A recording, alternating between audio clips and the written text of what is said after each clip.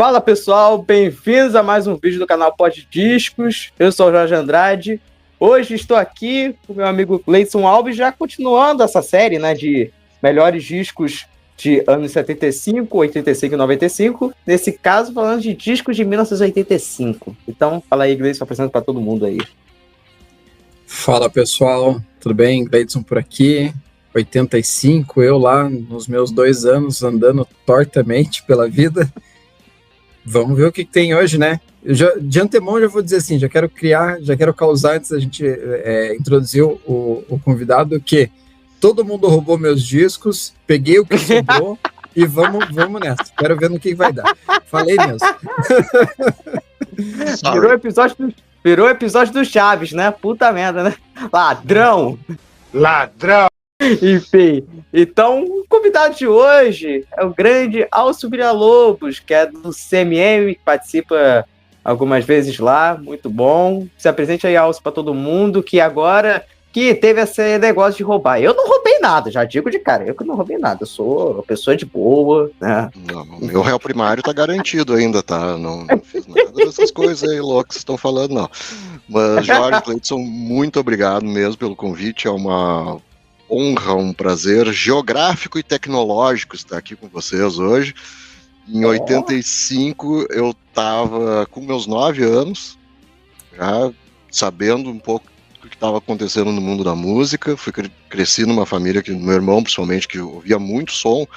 Então nessa época eu já estava ligado em todos os metal, rock, as coisas possíveis assim da época. Então eu, por mais que eu não fosse ainda um adolescente adulto na época, eu vivi isso bem intensamente e espero colaborar hoje, se Deus quiser, né, deixar o professor feliz e trazer para casa os 3 pontos. É isso aí. Prazerzaço ter você aqui com a gente, né? É uma das referências que a gente tem aí da podosfera, né, como se diz, e vai ser um prazerzaço, a gente vai se divertir bastante hoje. Eu sou da turma da melhor idade da podosfera. Mas o mesmo ser mesmo, inclusive, invadindo esse canal, que provavelmente vai invadir muita. Vai ter alguns aí que vai invadir, provavelmente, esse canal aqui, né? Só digo de antemão. Enfim. Então, aí eu já te pergunto, Alcio, pra você, montar a lista de 5 discos de 85 foi difícil ou não? Pra você? Foi. Aliás, vamos dizer assim, fácil não foi. Tá, porque eu tive que pensar muito bem, assim, que o 85, cara, foi um ano que aconteceu muita coisa. E a gente tá falando de rock, metal. Eu tentei, assim, trazer hoje uma lista atualizada das coisas que eu passei a gostar com o tempo também. Senão eu ia ficar só naquela época, era só metalzão mesmo, só nisso. E foi um ano muito cheio de novidades ali, tava muita coisa acontecendo na indústria musical, no mundo do rock, tanto no Brasil como fora. É o ano do Live Aid, acho que foi o primeiro Farm Aid também, teve Rock in Rio aqui, que abriu uma porta, assim, escancarou uma porta para rock, tanto brasileiro como estrangeiro, grandes shows, o metal ali, então foi muito bem representado e trouxe mais som mais pesado também para cá, que antes era pouquíssima coisa que a gente ouvia falar às vezes, né, porque tinha programa de videoclipe na época que era uma vez por semana, quando muito, em algum canal, e aí até passar um clipe do Kiss ou do Iron Maiden eram 2 meses de sei lá, Culture Club, de Madonna, de bandas Phil Collins, coisas da época, né, que era isso aí mesmo, era o pop. E com essa auge da força que o metal estava na época também, porque nos Estados Unidos estava engatinhando já bem forte, mas com as perninhas bem grossinhas já, mas engatinhando forte o glam, né, que vinha vindo ali com o Motley, Rats, já estavam bem fortes lá, e o thrash estava começando a dar as suas caras também, mas num mundo muito mais underground. Então, tudo isso para mim, assim, foi bem importante na hora de escolher, porque além dessa parte, tem a parte que eu também gostava na época, que foi um grande ano para os góticos e pós-punks e coisas loucas do mundo. Então eu tentei trazer um pouco de cada um deles para cá hoje e ficou uma salada bonita, muita camisa preta e doideira. Esqueci de pintar meu olho aqui, jogar o cabelo na cara, vamos lá. Levantar os cabelos aqui. Ventou bastante aqui em Curitiba hoje, então assim, meus cabelos levantaram, mas eu dei um jeito de abaixar eles de novo. O pior é que... Então, boa sorte pra você, porque aqui tá um calor desgraçado. Aqui que, meu Jesus, né? Desgraça!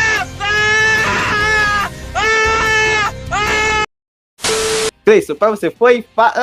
Acho que não foi fácil não, né? Pra fazer essa lista, né? Me fala aí um pouco como foi seu sofrimento, né? Eu vou dizer o seguinte, assim, eu não tenho todo esse histórico que o Alcio tem, né? Eu, em 85, como eu disse, eu tinha 2 anos de idade, então ainda ouvia música sem saber o que era música, né? Mas eu fui conhecer muito desses discos de 85 depois, quando eu fui me inserindo musicalmente, principalmente na esfera do rock, né? Assim, quando a gente combinou a pauta, eu falei pro Jorge, né? Falei assim, vou esperar todo mundo decidir e vou ver o que sobra para mim, porque de um jeito ou de outro já vai ser difícil de escolher, né? Então eu esperei o que veio, fiquei surpreso com algumas coisas, outras, óbvio, já esperava, né? E falei assim, bom, vamos fazer um catadão aqui do que sobrou e eu vou tentar mesclar um pouquinho para não ficar tão no óbvio. E foi mais ou menos essa ideia que eu puxei. Não foi fácil, eu tive que fazer algumas pesquisas. Depois que você faz a lista, você percebe que sempre fica alguma coisa de fora, né? Mas eu acho que ficou legal, porque vai trazer algumas coisas que normalmente o pessoal não tá ali muito no radar também. Então, acaba trazendo ali coisas que vale a pena você colocar numa lista e falar assim, deixa eu ouvir isso aqui, pelo menos para conhecer, né? Assim como eu também acabei conhecendo alguma coisa que tinha na lista de vocês, que eu não conhecia. E o Alcio mencionou ali o que estava pegando em 85, vale lembrar que também teve We Are The World nesse ano, né? Foi também. desse. Então, 85 também teve ali a reunião de grandes astros da música em prol da África, né? Uma das músicas que não só tocou pra caramba, como foi muito premiada nesse período. Cara, pra mim, vou te dizer, cara, eu tentei mesclar também um pouco, pra não ficar muito no metalzão também, né? Antes que o pessoal pense que eu sou assim, sendo que não, tem outras faces, né? Essa é verdade. Então, eu botei tudo que ali que eu achasse melhor, assim, um pouco dessa época aí. Vai ter alguns que eu acho que vai dar uma surpreendida, acho que alguns aí tem, tanto que agora fui vendo a minha menção rosa, eu fui lembrando de alguns que eu não coloquei aqui, né? Curiosamente, né? Aí eu vou ficar meio espantado aqui.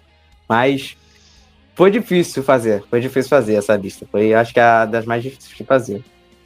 Mais que 75, mais do que 95, eu diria, tá? Muito mais difícil de fazer. 95 acho que é o mais fácil dos três. Eu tive a impressão de que é o mais fácil. Parece que tem mais opções. 75 para mim é um pouco, acho que foi o mais complicado, porque tem muita coisa ali que normalmente eu não tava prestando atenção.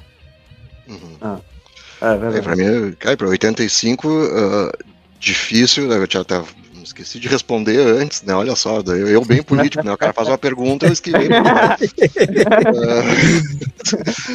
Difícil foi, assim, parar com a lista, porque era muita coisa que eu ia me lembrando, coisa que daí depois eu fui pesquisando, de que ano era esse disco, tinha uma lista gigante, eu também tô com muita menção honrosa aqui, e chegar, mas daí não foi difícil botar os 5 que mais me marcaram.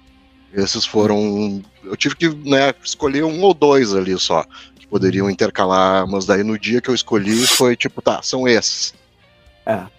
Semana que vem muda tudo, aí eu vou botar no comentário desse vídeo lá. Cada dia é uma lista diferente. Cada dia é uma lista diferente. Não vai adiantar mesmo. Isso é bom, né? É sinal de que tem muita coisa boa aí pra gente ouvir. Verdade. Exatamente. Porque o que a gente deixou de fora quer dizer que teve muita coisa boa mesmo que a gente gosta. Então, essa é verdade. Exatamente. Começa então você, Alcio, primeiro, do seu 5º disco aí. Que provavelmente eu já vou começar com a polêmica aqui, já digo de cara. Tá. Meu 5º, então, ficou o Slayer com Halloween. Porque eu tenho que honrar a minha raiz de truzão metaleiro da época, thrasher.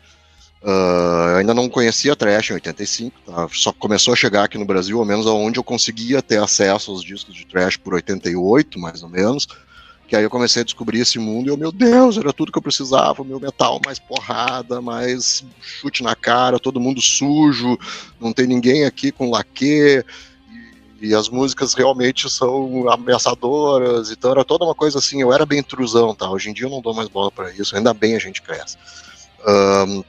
Mas até ali, 85, era Iron, Scorpion, Sabbath, Ozzy, era o que tinha de acesso, né? A Sept e tal. Então, essa segunda metade dos começo de 85 ali em diante foi a maravilha do thrash, e esse disco, cara, eu sei que provavelmente não deve estar entre os top 5 de muita gente sobre quando vai fazer um ranking de Slayer, por exemplo, e eu entendo bem, mas pra mim ele funciona muito bem, porque ele tem uma produção que parece que os caras estão dentro da caverna, assim, lá no umbral do inferno, lá no meio da capa, aquela ali, na verdade foi uma foto, né, da banda tirando assim, uns diabinhos tudo arrancando as tripas das pintas, mas foi uma evolução muito grande do Show No Mercy, né, deixou de ser mais tosquinho, rapidinho, meio Judas, assim, que era o primeiro, eu acho, assim, muito Judas aquele, e nesse eles ficaram quase prog, porque as músicas são longas, tem muita passagem, tem muita mudança, e é de uma violência, de uma agressividade, de um satanismo, assim, sem limites, cara. E pra mim funciona super bem. A produção podia ser melhor, a produção não sei o que, sim, poderia, mas pra época funcionava, e pra um disco com essas características da banda, eu acho que combina. É meio que nem ouvir os primeiros Venom lá, o Black Metal, o Welcome to Hell, e dizer, que produção ruim, cara, não, fazia parte do conceito. Assim, era pra ser sujo, era pra ser feio. Né? E o Slayer aqui, apesar de ter tido mais grana, foi com os recursos que tiveram na época. Então é um eco, é uma coisa louca, assim, é um chute, é uma bagunça, é um embolamento, assim, mas que eu acho que faz parte do pacote, não estraga o produto final, e o salto de qualidade deles, assim, acho que aqui eles amadureceram para realmente ficarem perfeitos no Raining Blood, que aí ganhou produção maravilhosa, aí ficou perfeito lá com o Rick Rubin e tal, e deixo de destaques, não sei se vocês trabalham com destaques, mas deixo destaques para as pessoas que de repente não ouviram. Ouvi a faixa título, claro, maravilhosa, com o famoso Join Us, Join Us, Join Us ao contrário, ali, que é maligno até não poder mais. At Dawn They Sleep, mortal. Crypts of Eternity, também. São as três que eu dou de dica. E para quem quer comprar o vinil, parece que tem uma versão que saiu do Hell Awaits com o EP Halt in the Chapel, que foi logo depois do Show No Mercy, que foi também um dos melhores EPs de todos os tempos, que o pessoal considera, assim, que tem Chemical Warfare, que eu acho que é o primeiro grande thrash mesmo. Então, meu número 5, Hell Awaits. Então, aí eu vou começar o seguinte, que o problema que eu tenho com o Slayer no início, né, o problema que eu tenho com o Slayer do início é por essa questão meio tosca demais. Apesar da proposta, eu entendo. Mas assim, porque você pega o Live on Death mesmo, os outros ao vivo fica melhor. Mais bem tocado, eu acho que os já estão um pouco mais maduros, assim, pra tocar e tal. O Raining Blood já é uma melhora muito grande. Eu acho que ele melhora o primeiro. Ele é melhor que o primeiro, mas eu também não acho aquele disco, digamos assim. Vou dar um exemplo, assim. É tipo, por exemplo, você pede uma comida que você não gosta, entendeu? Sabe? Aí você fica, pô... Aí te dá uma comida que você acha melhor, mas você fala, pô, beleza, mas ainda não é aquela coisa ainda, entendeu? Falta um pouco mais, entendeu? Falta um pouquinho ali pra melhorar tudo. Mas assim, tem músicas que eu acho que ficam melhores. Eu não sou, apesar que eu cometi uma polêmica no grupo do Rock na Mesa aí, falando de... Ai, meu Deus. Ai, meu Satanás, tô falando disso aí. Enfim, né? Falando de um disco polêmico do Slayer que eu acho melhor do que esses dois primeiros, né? Enfim, né? Mas essa é a beleza da música, né? A gente ouve cada um de um jeito e nós temos nossos preferidos. Até porque o Hell Awaits, pra mim, se eu for fazer ranking, ele cai ali pro top 5, talvez 6, tá?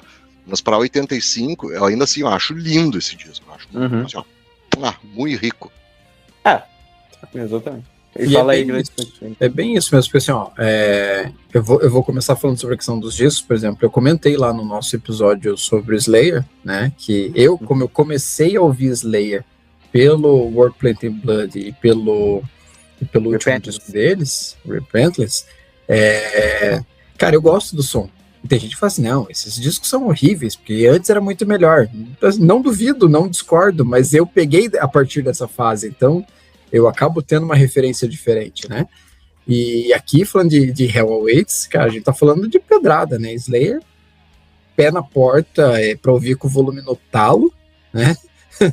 Apesar que nem sempre eu consigo fazer isso, mas, putz, ouvir Slayer no talo... Quando pode. Então, quando pode, vale a pena pra caramba, né?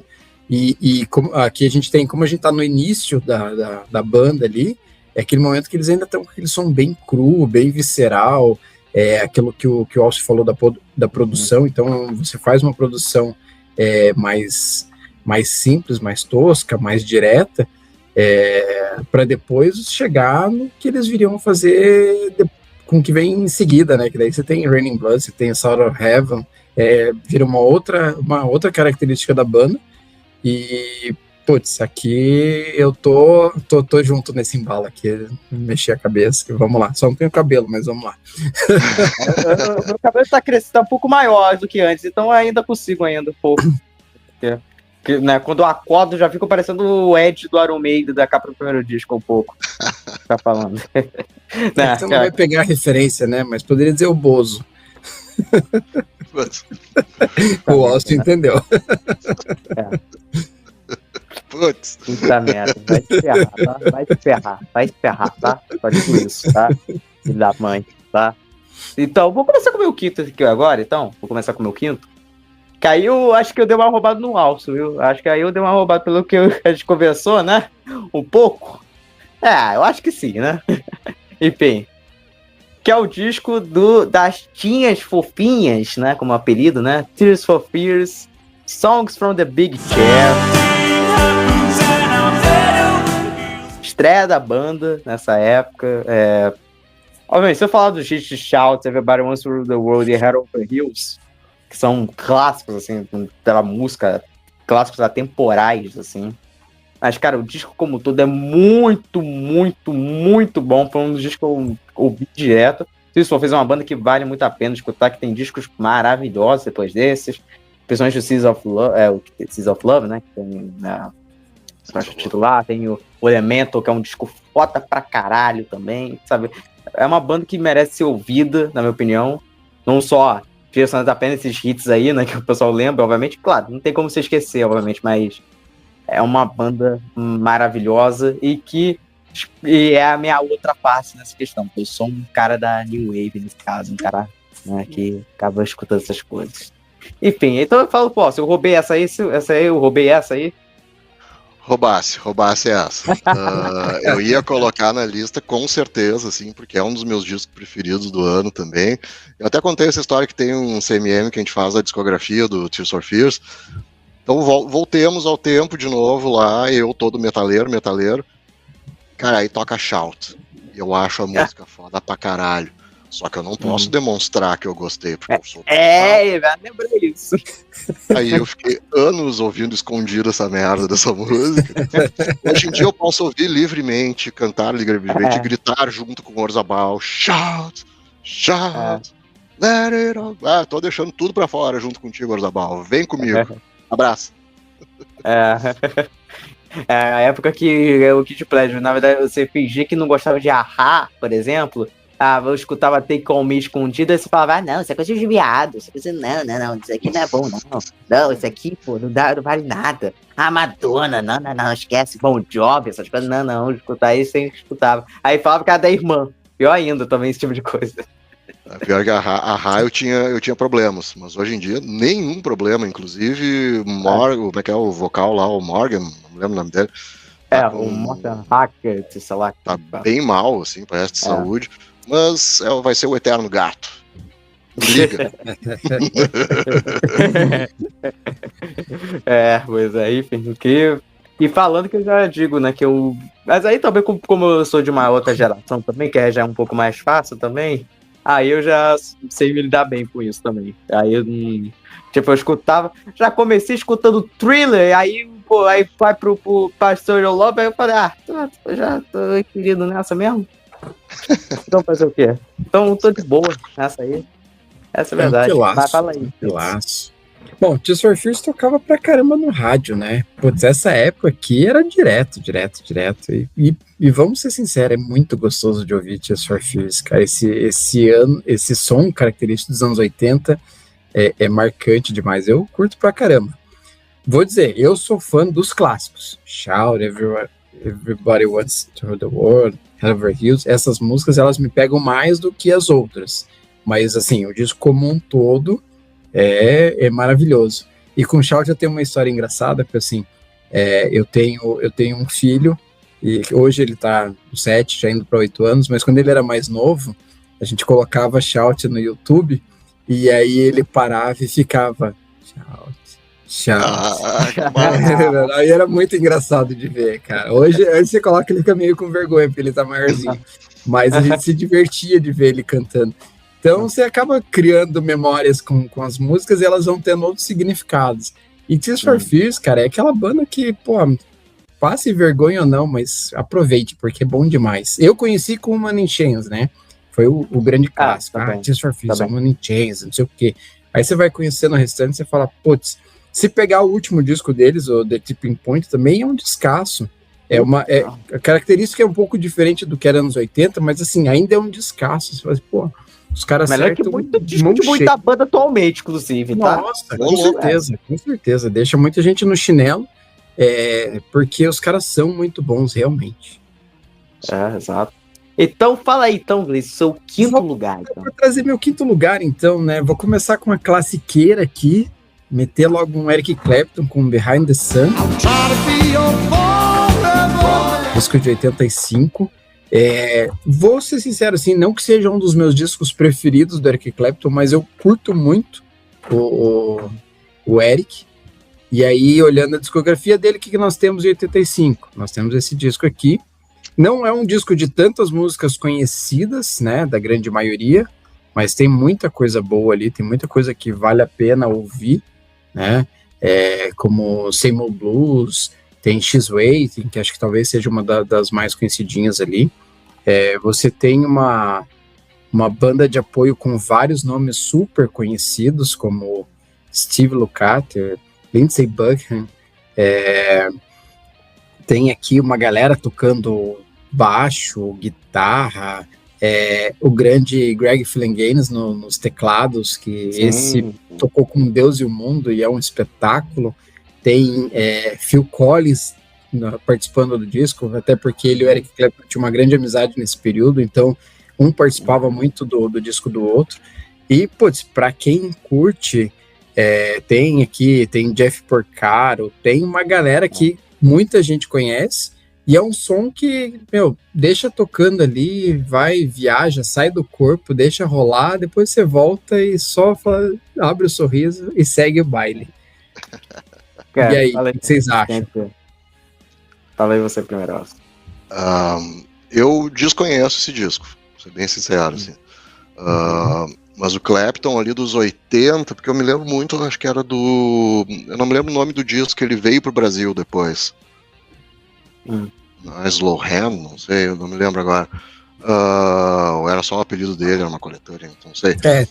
Ele tem um disco, né, Slow Hand, que acho que é anterior ao Behind the Sun, que é um disco até com mais músicas conhecidas, no caso, né? Tá. Eu desconheço, assim, eu gosto de alguma coisa de Eric Clapton, não confesso que eu não sou um grande fã, assim. Curto daquela coisa mais Cream, o Derek and the Dominos, o comecinho da carreira solo dele, eu acho massa. Acho que o Timepieces é uma grande coletânea para se ter dos primeiros trabalhos dele.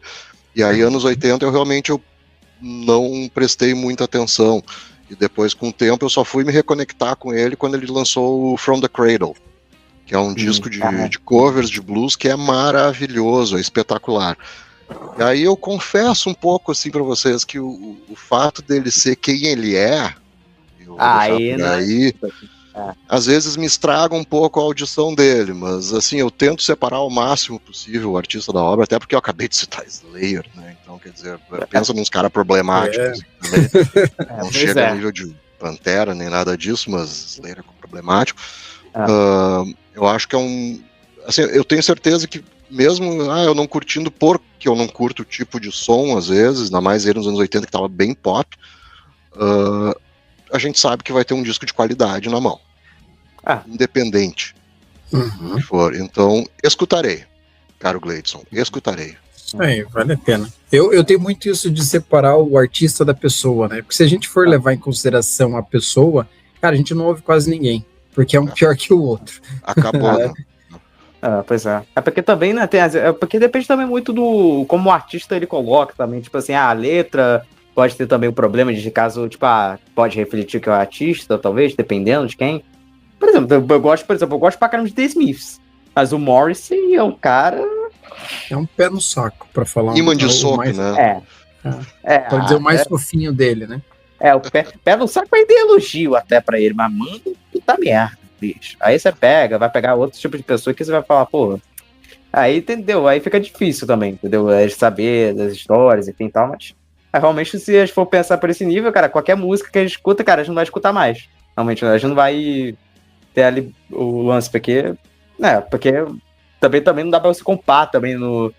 que nem, por exemplo, vamos imaginar, o diretor é um lixo de filme. Não dá pra você comparar o diretor, o roteirista, o produtor, ou qualquer pessoa que tava envolvido, porque um cara é um bosta tendo na banda, entendeu? Sim, então, sim.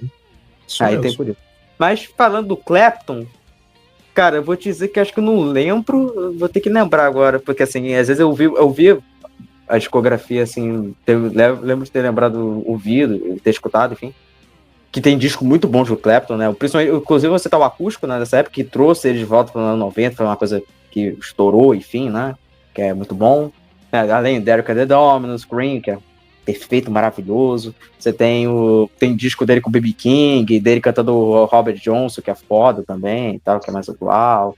Que assim, e que que querendo ou não, um guitarrista que sobreviver bem em cada dessas décadas 60, 70, 80, 90, 2000, é um cara que soube muito viver bem, e além inclusive de conseguir não morrer, né? É verdade, O que ele fez, inclusive, de conseguir não morrer. O cara é o Highlander, né? Meu Deus do céu. É um doce, entra lá na lista dos Highlanders.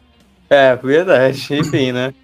Enfim, além de conseguir também se chamar uma galera também, uma galera boa, realmente. Então, ele sempre foi bem relacionado, né? Acho que isso é um ponto positivo na carreira dele. Ele sempre transitou muito bem com muita gente boa. Né? E isso é uma coisa interessante. A ideia de trazer o Behind the Sun é mais pensando no conjunto da obra para falar de Eric Clapton do que especificamente esse disco, que não é exatamente o ponto alto da carreira dele. Até tu comentasse o Phil Collins era o arroz de festa da época, né? Onde tinha alguém do pop, alguém do não sei o que, tava lá o Phil Collins.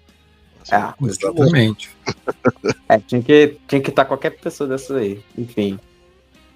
Então, Gleice, já que você tá com a palavra, bota aí, fala o seu quarto lugar, então. Bom, vou aproveitar a deixa do Alce, então, e vou trazer um Phil Collins, né? Aê! Óbvio! Aí, ó, hoje festa aqui, né? Já que nós estamos aqui, né? Vamos permanecer por aqui, né? Em 85, água, né? Exatamente. Em 85 ele trouxe ali o No Jack to Require. Esse sim, um disco com vários dos sucessos, várias músicas conhecidas que tocou muito, né? Como Sussudio, One More Night, Take Me Home, que foi uma música que estourou, né? Tem uma versão dela, inclusive, muito boa com o Mark Knopfler, do Dire Straits, né? Que eles tocam no... até me fugiu agora o nome do festival lá que eles criaram. Mas, assim, cara, ele era um cara super bem relacionado, né? Nesse período aqui, eu acho que colocaria ele e o Bryan Adams como os arroz de festa da década de 80, né? que estavam pra lá e pra cá, fazendo muito sucesso. Você tem aqui Don't Lose My Number também, que é outra música levadinha bem com a cara do Phil Collins, né? E para quem não sabe, Phil Collins que veio lá do Genesis, né? Ele entrou ali, começou como baterista, e daqui a pouco ele assumiu os vocais e tá aí como um dos grandes personagens. E aqui, claro, a gente tem um monte de convidado também, né? Temos o Sting participando, o Peter Gabriel participando. Então tem uma galera ali que fazia parte do meio, né? Nomes super conhecidos, com o Phil Collins trazendo o que ele sabia fazer muito bem, né? Que é esse pop com um quê de rock, né? Que ele sempre fez, com músicas dançantes e outras já mais baladinhas para poder alternar a ideia do disco, que ele sempre soube fazer muito bem. Eu também, assim, eu tenho algumas memórias afetivas com o Phil Collins, porque eu ouvi muito na minha infância, meu pai gostava muito, ele tinha não esse disco, ele tinha o But Seriously, então é um outro disco que eu ouvi muito do Phil Collins, e aí eu resolvi trazer aqui pra gente, porque, né, como eu precisava, aquilo que eu falei, eu queria trazer algumas coisas que fugissem um pouquinho do óbvio, né, e começamos com isso. Diga lá, fala aí, então. Diga. Não, vai posso. Primeiro, assim, o Alcio, eu sinto que o Alcio, ele acaba sendo peixinho fora d'água nesse momento. Não, mas respeitar os mais velhos, pô, tem que respeitar um pouco mais, pô. Aos idosos primeiro, né? A gente tem área especial, né? Assento especial. Então, cara, nos anos 80, voltando um pouco ao que eu falei antes, daqueles programas de clipe que tinha, tipo som pop do Kid Vinil, tinha o Clip Trip, Clip, tinha um monte de programas, tinha a TV Manchete, que também tava começando na época, passando um monte de coisa. Cara, Phil Collins era um negócio que passava sempre. E tudo que passava do Phil Collins era sempre balada. E pra quem não me conhece, eu tenho o famoso selo Alcio Antibalada. Assim, a balada, provavelmente vai ganhar um selo no meio da testa, assim, eu não tenho muita paciência. Mas, cara, pensa num cara que sabia o que estava fazendo, entendeu o momento, veio do Genesis, que ele podia, tipo o Peter Gabriel. O Peter Gabriel foi para um outro caminho, foi super pop, muito bem sucedido também, mas ele foi pelo caminho, claro, Peter Gabriel das ideias, que ele é meio louco, assim, né?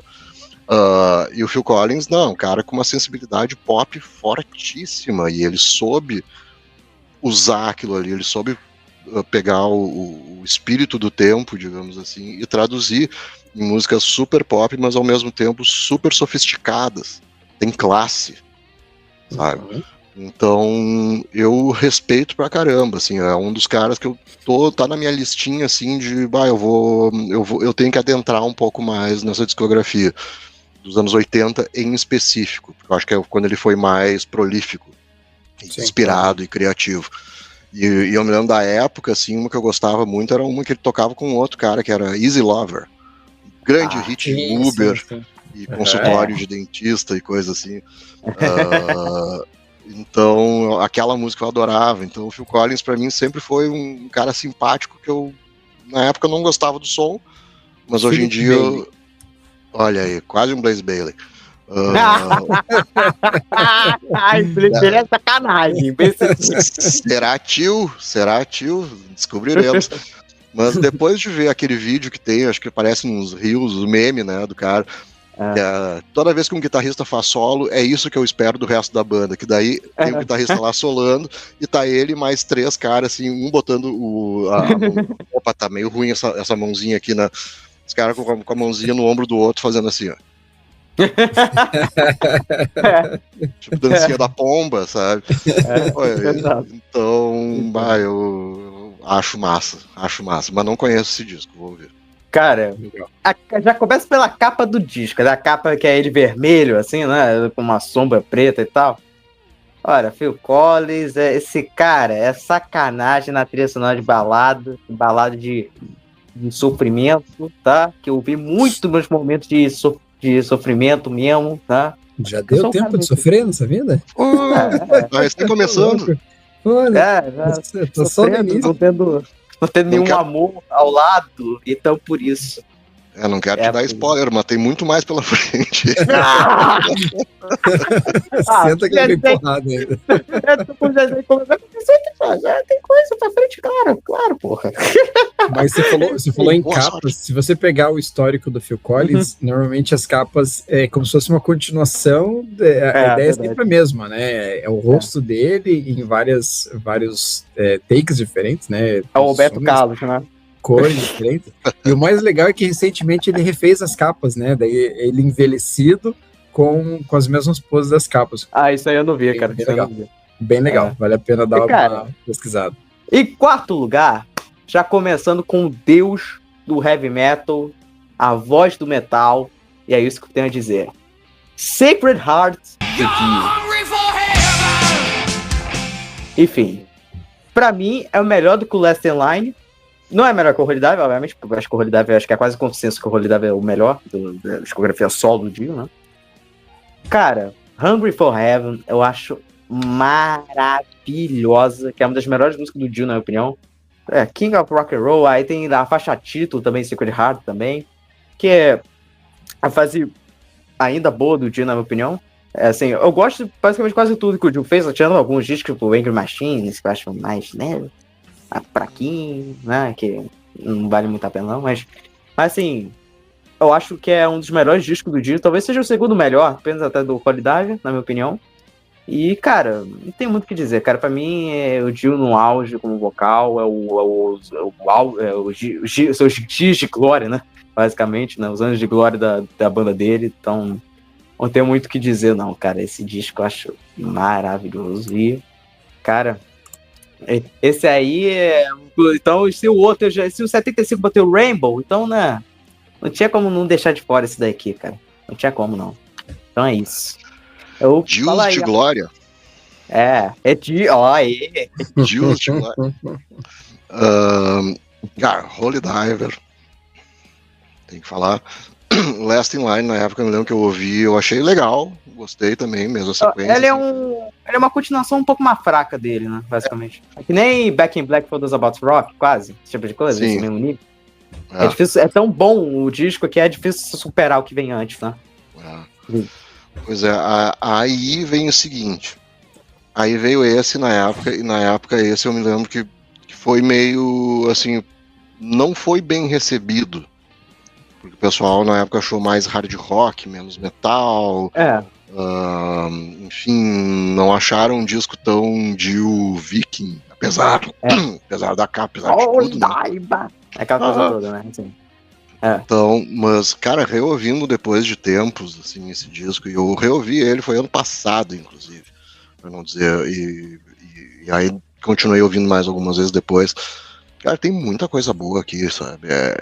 Pra quem é da época, se tu não retoma algumas coisas, tu fica com aquela imagem na cabeça que talvez tu vá perder muita coisa legal que aconteceu nesse meio do caminho, que é ficar mais velho, ficar mais experiente, entender melhor algumas coisas do passado e reviver esses álbuns que às vezes a gente achava que não era tão bom quando saiu, depois de 10, 20, 30, 40 anos, né, como é o caso. Vale a pena porque é um baita álbum, eu concordo, assim, King of Rock and Roll, acho brutal, a faixa título, eu gosto até de Rock and Roll Children, que nem é aquilo tudo dele, mas eu acho foda, Fallen Angels, cara, é um disco que eu apago um pau de montão hoje em dia, e concordo contigo. Depois que ele voltou pro Sabá ali, da Humanizer, aquela coisa, ele entrou nessa vibe de só tocar as coisas mais arrastadas, do Angry Machines, os Mágica, aqueles, que daí eu, cara, volta a ser aquele Dillzão. Se bem que o Killing the Dragon ele volta um pouco, ele já volta um pouco. Fica um pouco mais acelerado. Ele fica menos sonolento, digamos assim. Entendi. Acho que finalizou bem com o Heaven and Hell, o teaser, o Devil Know. Aí finalizou bem. Aí finalizou bem a carreira. Mas diga aí, Gleison, então, se você conhece um pouco. Bom, da carreira solo do Dio, eu conhecia o Holy Diver, né? Como eu falei, eu nunca fui, assim, um grande ouvinte de Dio, né? Mas foi legal conhecer esse disco, eu não tinha escutado ele inteiro ainda, né? Porque assim, você vai pontuando algumas coisas, né? A voz marcante do Dio, né, característica desse período, que é aquela voz que realmente é a assinatura dele, né? E aí, ouvindo as músicas, a primeira ali, King of Rock and Roll, ela já me soou como um rockzão de arena, né? Uma coisa bem interessante, assim, que ele quer parece que tem um público junto, ele quer trazer todo mundo ali para aquela coisa do metalzão, né? Que todo mundo rock and roll, não sei o que, E depois você tem Sacred Heart, que é uma faixa poderosa também, assim. Eu achei essa faixa de título, eu diria talvez a melhor música do disco, né?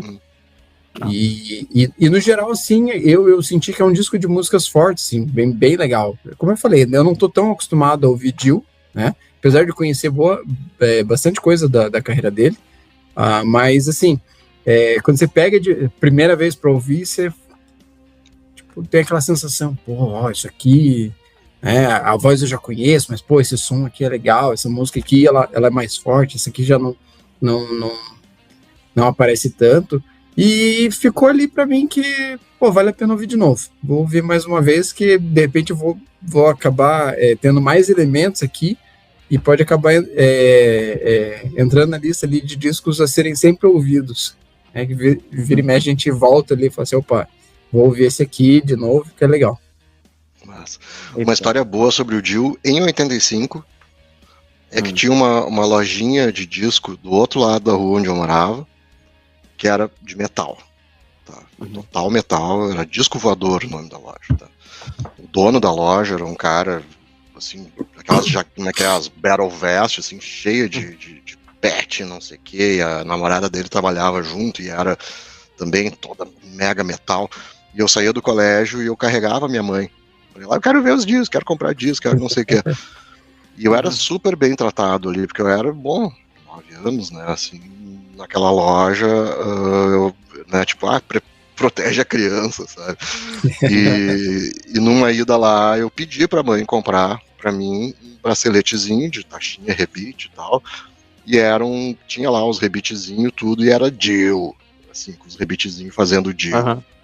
Assim, sabe? Legal. E anos depois a minha mãe veio me falar assim que morria de medo cada vez que entrava lá, porque enfim, né, um monte de metaleiro, e eu ali, né, e ela, meu Deus, o que vão fazer com meu filho? Mas no fim ela tava, né, depois tomando chimarrão com a dona da loja, aí com o dono da loja. Vai, aqui ó, assim, desse jeito. Aqui ó, o caso disso aí. Então aí fala, Tom, ao seu quarto lugar, então. Quarto lugar, a gente vai então para uma coisa completamente diferente, que é o Tom Waits, com o disco Rain Dogs.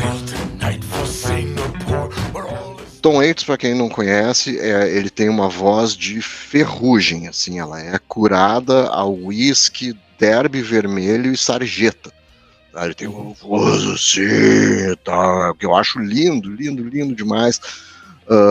Que eu amo esse cara, amo realmente quase toda a discografia dele, assim, no começo eu não gosto muito, que é um jazzinho meio Nova York, assim, meio romântico, eu não curto, mas esse disco, um pouquinho antes, ele começou a experimentar sons novos, e ele começou a incorporar instrumentos diferentes, métodos diferentes de produção. Ele se casou também com uma moça chamada Kathleen Brennan, foi quem trouxe muito para ele essas novas influências. Ela virou letrista dele, inclusive, depois. Ele ficou muito mais inspirado, mais visceral, mais contundente a partir desse momento. E esse é um disco que, obviamente, na época eu não ouvi. Assim, meu irmão até tinha o disco, mas eu não prestava atenção. Porque completamente, isso aqui não tem nem guitarra direito, distorcida, cadê o rifão, cadê o não sei o quê? Tipo, caguei na época, sabe? Mas anos depois, escutando assim, cara, que disco rico, que disco cheio de nuances, de dinâmicas, de inspiração, e é tudo meio sujo, não é uma coisa bonitinha, cristalina, refinadinha, não sei o quê, e essa é a beleza do negócio todo, porque ele deixa a coisa com as farpinhas na madeira, ele deixa a coisa bem crua, mas tu sente que ali tem um esmero na maneira como ele compõe, na maneira como ele faz a coisa acontecer, né? Então ele consegue transformar muitas vezes o feio em belo. Ele tem a célebre frase do "eu adoro melodias lindas contando coisas horríveis", sabe? Que é um pouco da vibe dele também como músico, letrista, compositor. E esse disco tem Keith Richards, o grande amigo do Tom Waits, tocando em 3 faixas, assim, que dá mais um temperinho especial. E pra mim, assim, claro, em relação ao Tom Waits já vai, sei lá, 20, 25 anos, assim, que eu realmente comecei a ouvir ele. E é importante pra todo mundo ouvir coisa diferente. Isso aqui é bem diferente, certo? Cada pessoa muito público do rock vai ouvir isso, talvez tenha uma dificuldade em um primeiro momento, ou não, vai saber. Mas é um tipo de som que te faz pensar diferente, que te faz buscar coisas diferentes. E só isso de te dar esse empurrãozinho já é um grande mérito, e esse é o meu preferido dele. Inclusive, destaco Clap Hands, que abre o disco, Jockey Full of Bourbon, que é uma das coisas mais lindas que eu já ouvi na vida, Time, Downtown Train, linda. Essa não ganha meu selo Alcio Anti-Balada, é uma balada, e Gun Street Girl, que tem uns time no meio, assim, que é maravilhoso, é um bluesinho torto. Parabéns. Fala aí, Gleison, primeiro. Eu sim, foi o disco que menos me pegou, né? Justamente ele é o diferentão da galera, né? E assim, não dizendo que seja ruim, realmente é o que foge mais do meu radar nesse momento, né? Então, eu já tinha escutado ele antes, esse ano mesmo eu já tinha escutado ele. Assim, eu ouvi pouca coisa do Tom Waits até hoje. E assim, você fica pensando, né? Pô, tem coisas aqui, então você precisa parar, ouvir, reouvir. Tem que estar num momento bom, se não é algo que você está acostumado, mas tem que estar num momento bom para conseguir captar. Eu lembro que a primeira vez que eu ouvi esse disco, eu estava correndo, eu estava numa corrida e eu falei, cara, parece que isso aqui não está funcionando para me ajudar a correr, né? Não, mas não vai. Vou continuar ouvindo até o final, eu quero entender, já que está aqui, eu vou ouvir. E aí você estranha, para quem nunca ouviu, a primeira vez que você ouve, você estranha muito, né? Mas, por exemplo, essa questão diferente, para fazer um comparativo aqui, por exemplo, quando você pega um disco do Lou Reed, cara, é muito melhor ouvir Tom Waits. Dessas coisas de querer trazer sons diferentes, coisas estranhas, querer experimentar, né? Eu acho que pelo menos o Tom Waits ele tem uma linha legal. O Lou Reed, acho que ele viajava muito no que ele queria fazer. Mas assim, é justamente isso, assim, é porque eu não tô acostumado a ouvir, mas ele acabou não sendo os meus destaques. Dessa lista aí tem coisa muito boa para vir, então eu tô esperando pelos próximos. Nice. Aí, eu vou dizer, cara, vou ter que dar uma procurada aí no disco, né, do Tom Waits aí. Vou dizer, eu vou ouvir um pouco aí, porque eu não conheço tanto, vou te dizer, aí foi um dos que eu não conhecia, foi ver, tipo, tá, isso aí é o novo pra mim, então aí vou dar uma escutada, vou ver, mas aí eu vou dar aquela escutada prestando atenção, já que vocês me falaram sobre isso, então aí eu vou, pra não ficar já na primeira ouvida, aí pra não ficar ruim, entendeu? Aí fica esse negócio, né? Aí fica nesse negócio. Enfim. É melhor que estudar pra prova, provavelmente, vai por mim. Então, já que eu comecei a falar aqui, vou para o meu terceiro lugar. Terceiro lugar, como eu sou um bom farofeiro, não abandono minhas raízes de hard rock, e tanto eu tenho, que essa é a verdade. Docking on the Locking. Cara, é uma das minhas bandas favoritas de glam metal, de hard rock que eu tenho. Já fiz review desse canal, inclusive, que vale a pena vocês assistirem esse episódio, muito bom, inclusive. Um grande Leandro do Alma Rádio, um grande abraço aí pra ele. Cara, Cara, In My Dreams, que é a minha favorita da banda, cara, é maravilhosa. Unchained the Night, The Hunter, Lightning Strikes Again, que depois virou o nome do disco atual deles, que agora estão nessa pira, né? De pegar a música, o disco agora tem o nome das músicas do passado, Heavens Comes Down e tal. Entendeu? Daqui a pouco tem um disco chamado Dream Warriors, daqui a pouco, né? É inacreditável, né? Inacreditável esses caras. Cara, George Lynch, cara, o que esse cara faz na guitarra é inacreditável, que tem a dizer, sabe? Cara, não tem que dizer. View the Sunrise, entendeu? Jaren Hart é muito boa também, que é mais lado B assim, né? Cara, não tenho o que dizer. Pra mim é um disco perfeito de hard rock e que merece ser escutado. E talvez seja o melhor disco do Dokken, esse junto com Back for the Attack, né?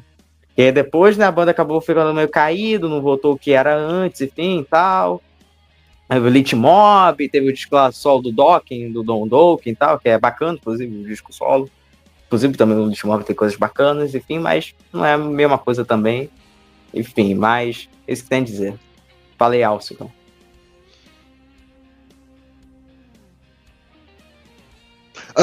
Então, né, como é que eu vou falar de Don Dokken e tal?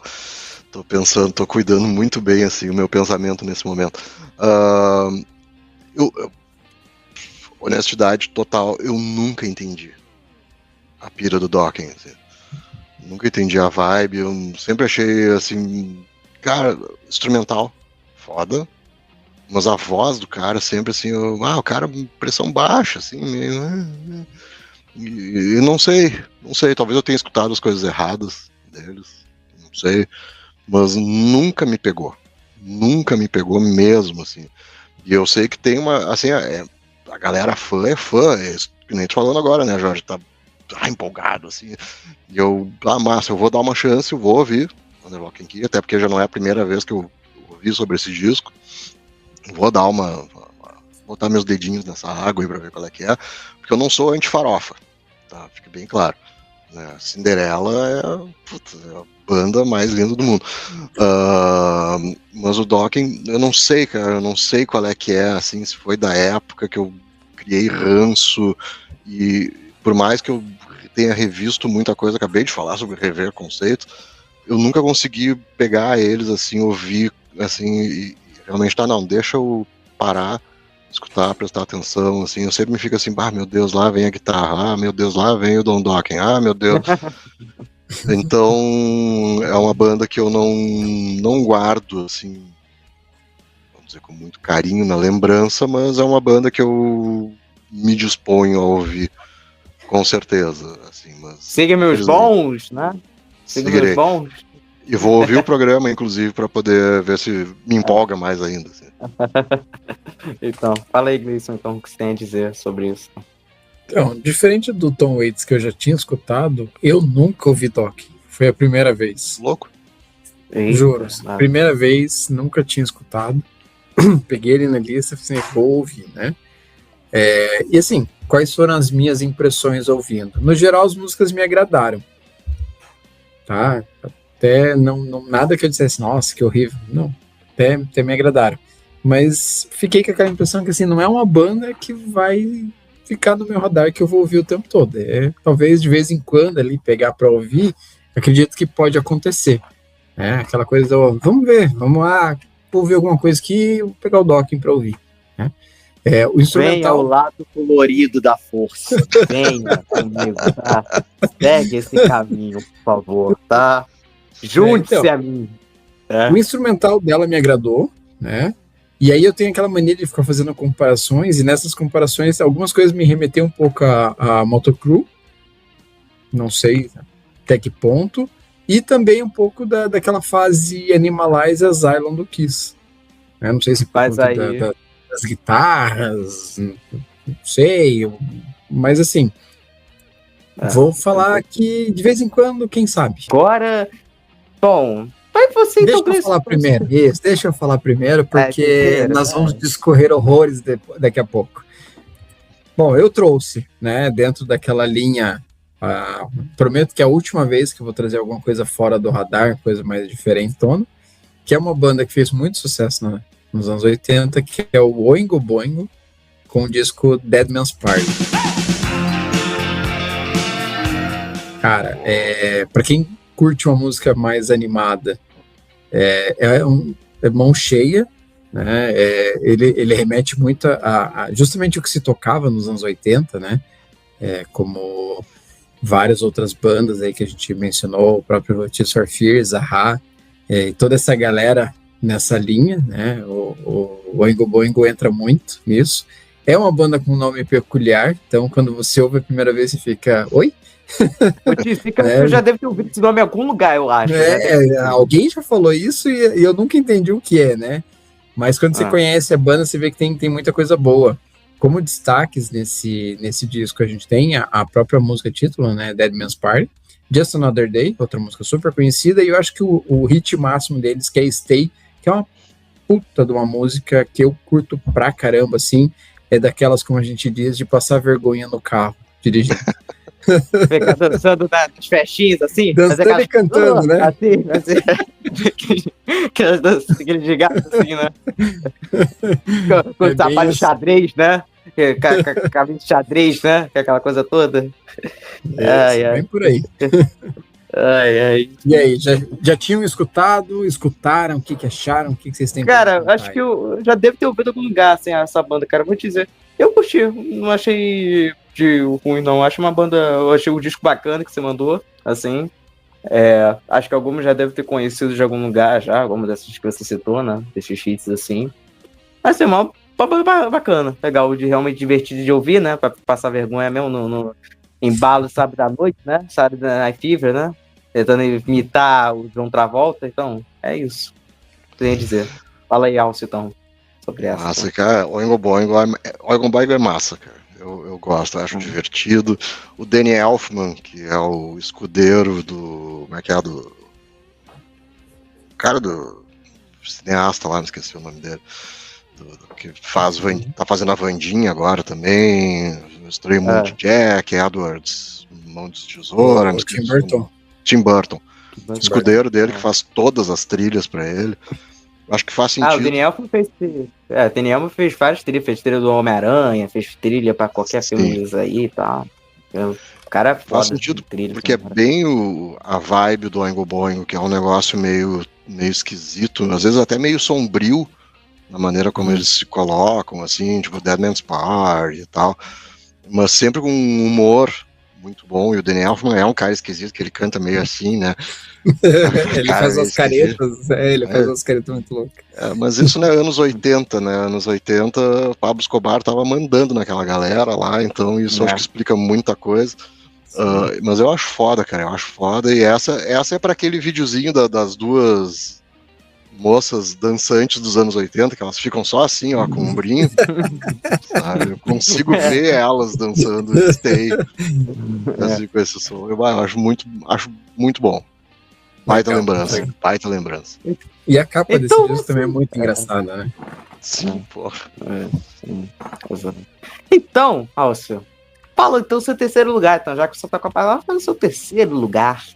Aí. Muito bem, agora a gente começa a entrar na vibe gótica da coisa, que é pra onde a gente agora eu sei, agora eu lembrei qual é o terceiro, cara, eu lembrei, agora, eita.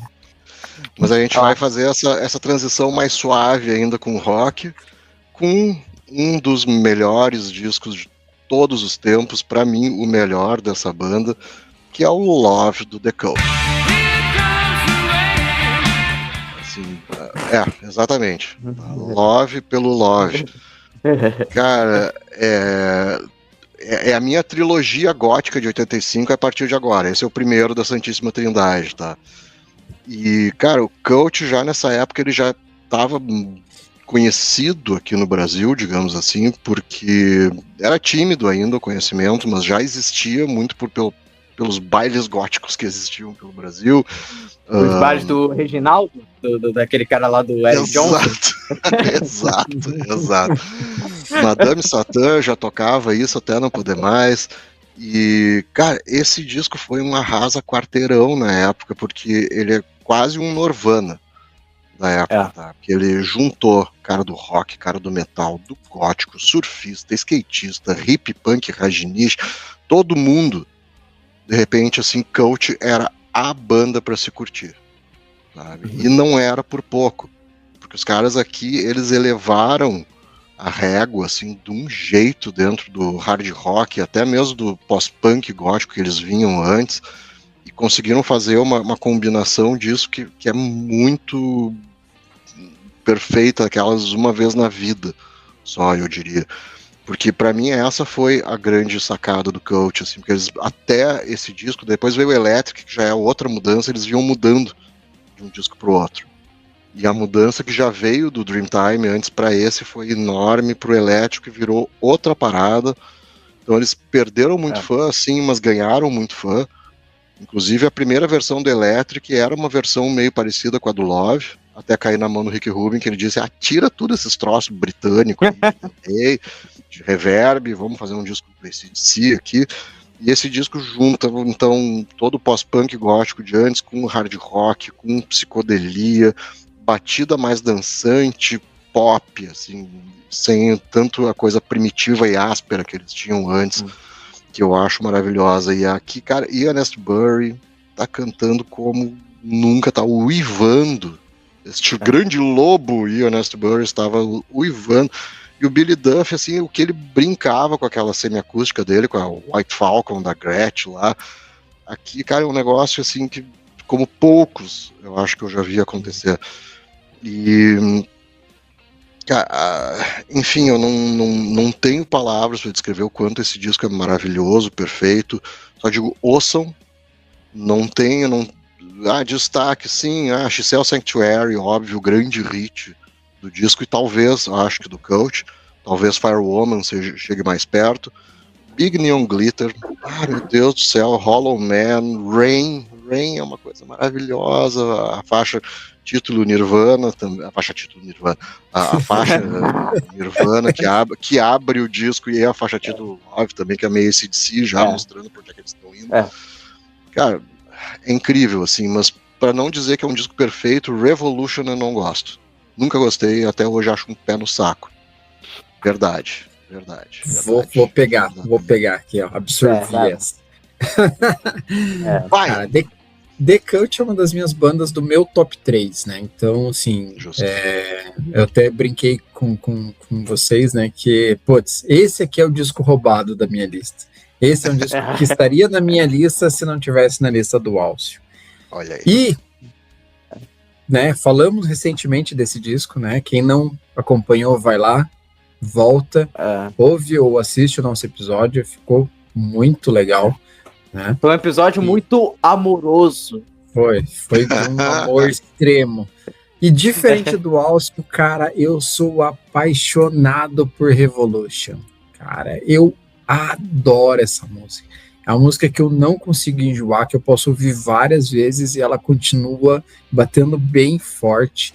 Cara, foi a primeira música que eu conheci do Cult e, cara, ela pra mim, ela tá no alto, assim. She Sells Sanctuary é maravilhosa, Rain é maravilhosa, mas Revolution tá 2 degraus acima sempre. Então, nisso aqui a gente vai discordar e não vai. E tá tudo bem, o amor continua. A amizade continua aqui. Exatamente. Nenhum problema. E assim, é aquilo que o Alcio falou, cara, esse disco ele é perfeito, ele tem vários clássicos, músicas que são tocadas até hoje em shows do Cult, né? Tanto as principais, como de vez em quando eles mudam, eles colocam no set. Rain é uma música que toca, Revolution de vez em quando tá no set, She Sells Sanctuary, Brother Wolf, Sister Moon é uma música que eles gostam de tocar, apesar de não ser das minhas preferidas, mas eles gostam muito de tocar. Então, assim, tem essa questão, assim, é um pezinho do que era no Dreamtime com os dedinhos ali já apontando para o que viria no Electric, né? O Cult gosta dessa coisa de mudar, eles gostam, cada disco eles colocam alguma coisa diferente, mas eles sempre trazem uma referência do que eles sempre foram, né? E, tá lá, essa tá no coração mesmo, foi um mão cheia na escolha. Cara, eu tenho que dizer, né, esse disco é um amor, né, já começa a trocadilho aqui, mas falando mesmo, esse disco, né, maravilhoso, que já falou um pouco na review, né, com o grande Felipe do Prisioneiros, do rock, inclusive. Cara, esse disco é foda, cara. Love, a faixa título, cara, eu só digo isso. O meu amor ao Beatles, só tenho a se dizer.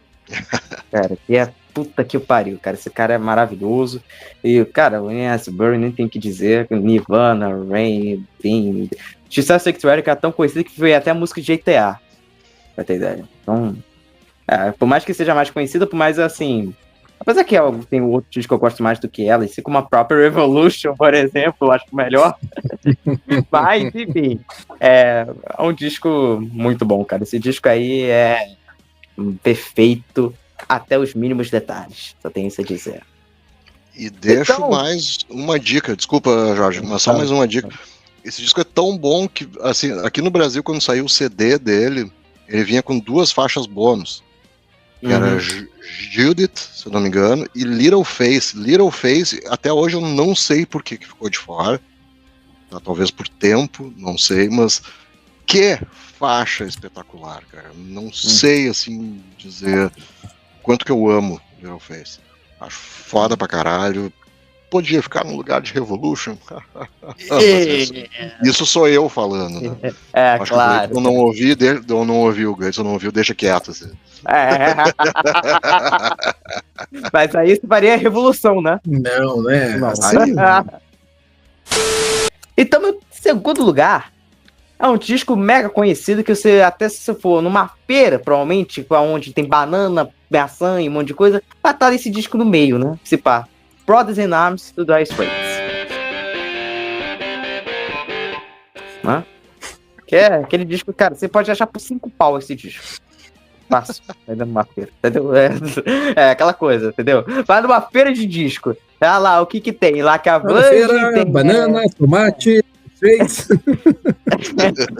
Exato. Cara, não tem como. Esse disco aí é maravilhoso, tem o grande revolução no caso, né, de digital, né, gravado digitalmente, né, cara, que falar de So Far Away, que falar de Money for Nothing com a participação do Sting também, que falar de, cara, esse disco todo basicamente é maravilhoso, a faixa título também é muito boa. Walk of Life. Walk of Life, Street, pô, muito boa, cara, One World é muito boa também. Então, assim, além dessa capa super mega conhecida, obviamente, então tem que dizer, né? Então é isso. Dire Straits, engraçado, né? É engraçado porque, assim, o Jorge falou que não podia ter Greatest Hits, né? Coletânea, e daí me traz Brothers in Arms, que é praticamente Greatest Hits do Dire Straits. Quase. Se você, praticamente. Você olha assim, cara, é um disco, é um clássico absoluto, né? Não tem como. Todo mundo conhece, quem não conhece, conhece também, mas não sabe, né? E é aquilo que o Jorge falou, é um disco que em qualquer lugar você vai encontrar e, cara, assim, você pegar as músicas que tem, ele facilmente é um completo Greatest Hits do Dire Straits. Não tem nem o que incluir ali. Esse disco tocou e revolucionou na época, assim, foi uma coisa de louco, porque, além de tudo, eles fizeram o famoso clipe de Money for Nothing, com aquela, hoje, animação mega tosca, assim, mas pensa que tá em 1985, tá? O Atari era a coisa mais moderna que existia no mundo, e de repente os caras fazem um clipe com animação, com não sei o que, com 3D, com cubos e a banda aparecendo e aqueles as coisas de neonzinho assim deles tocando. Aquilo ali foi um troço que eu acho que mesmo quem não gostava da música acabava comprando o disco porque eu gostei do clipe. Só que acabava comprando um disco maravilhoso junto. Exato. Que, cara, esse disco é perfeito, realmente, assim, eu concordo. E é engraçado porque eu me lembro quando eu vi o clipe de Money for Nothing pela primeira vez na TV na época, eu ia falar pro meu irmão, cara, vê se tu compra esse disco. E ele, tipo, eu sei lá, me esqueci, e um dia depois ele apareceu com o Alchemy em casa, que é o ao vivo. Que saiu antes dele. E vinha, inclusive, com um selo gigante na capa, assim, Rádio Fluminense. que era a grande rádio carioca, né, que soltava tudo que era novo, era por lá. E aquele disco, assim, que tocou lá em casa, Sultans of Swing, tocou até não poder mais, eu amo até hoje Private Investigations, que eu acho uma música maravilhosa, assim, que dói de tão lindo. Só que Brothers in Arms mereceu todo o prêmio que ganhou e até os que não ganhou. Porque não inventaram, porque eles ganharam todos os prêmios possíveis da época, sabe? Então, ganhou também o prêmio de excelência Alcio Villa-Lobos, ganharam.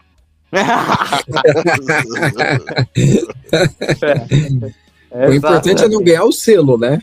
O excelência selo. pode. Apesar de ter balada So Far Away, essa não leva. Selo não. Você tá sentado aonde? Eu? Você tá sentado aonde? Na sala de casa. Tá, mas qual lugar que você tá sentado? Uma cadeira de madeira, bem sólida. So far away, sofá, entendeu? Nossa senhora.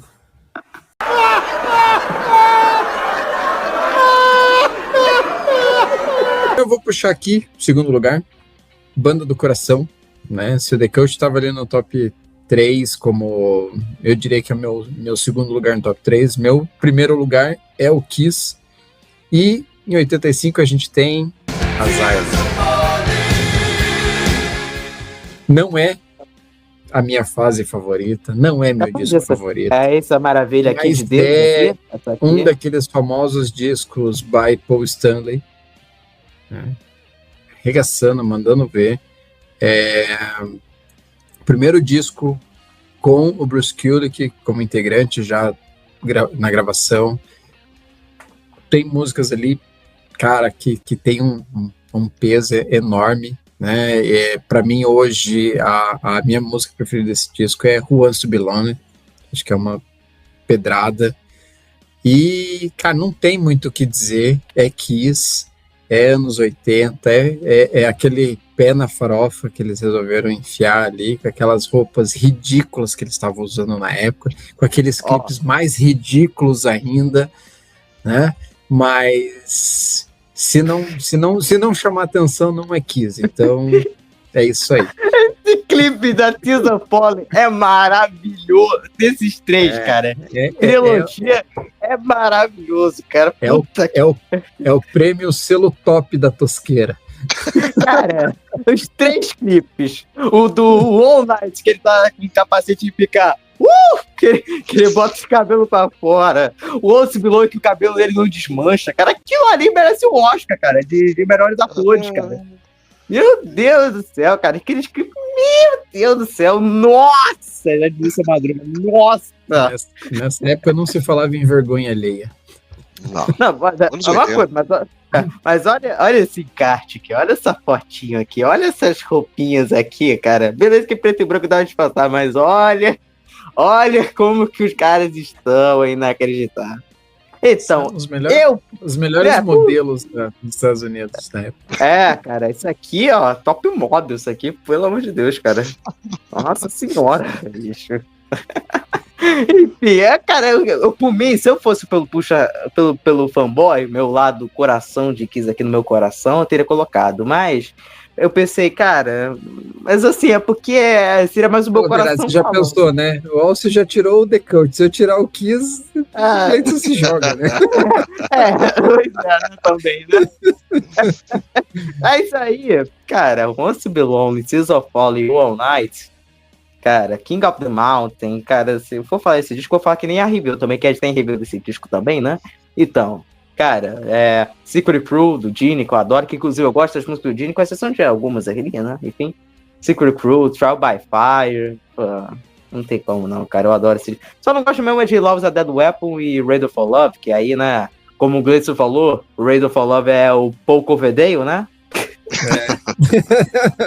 É tipo isso.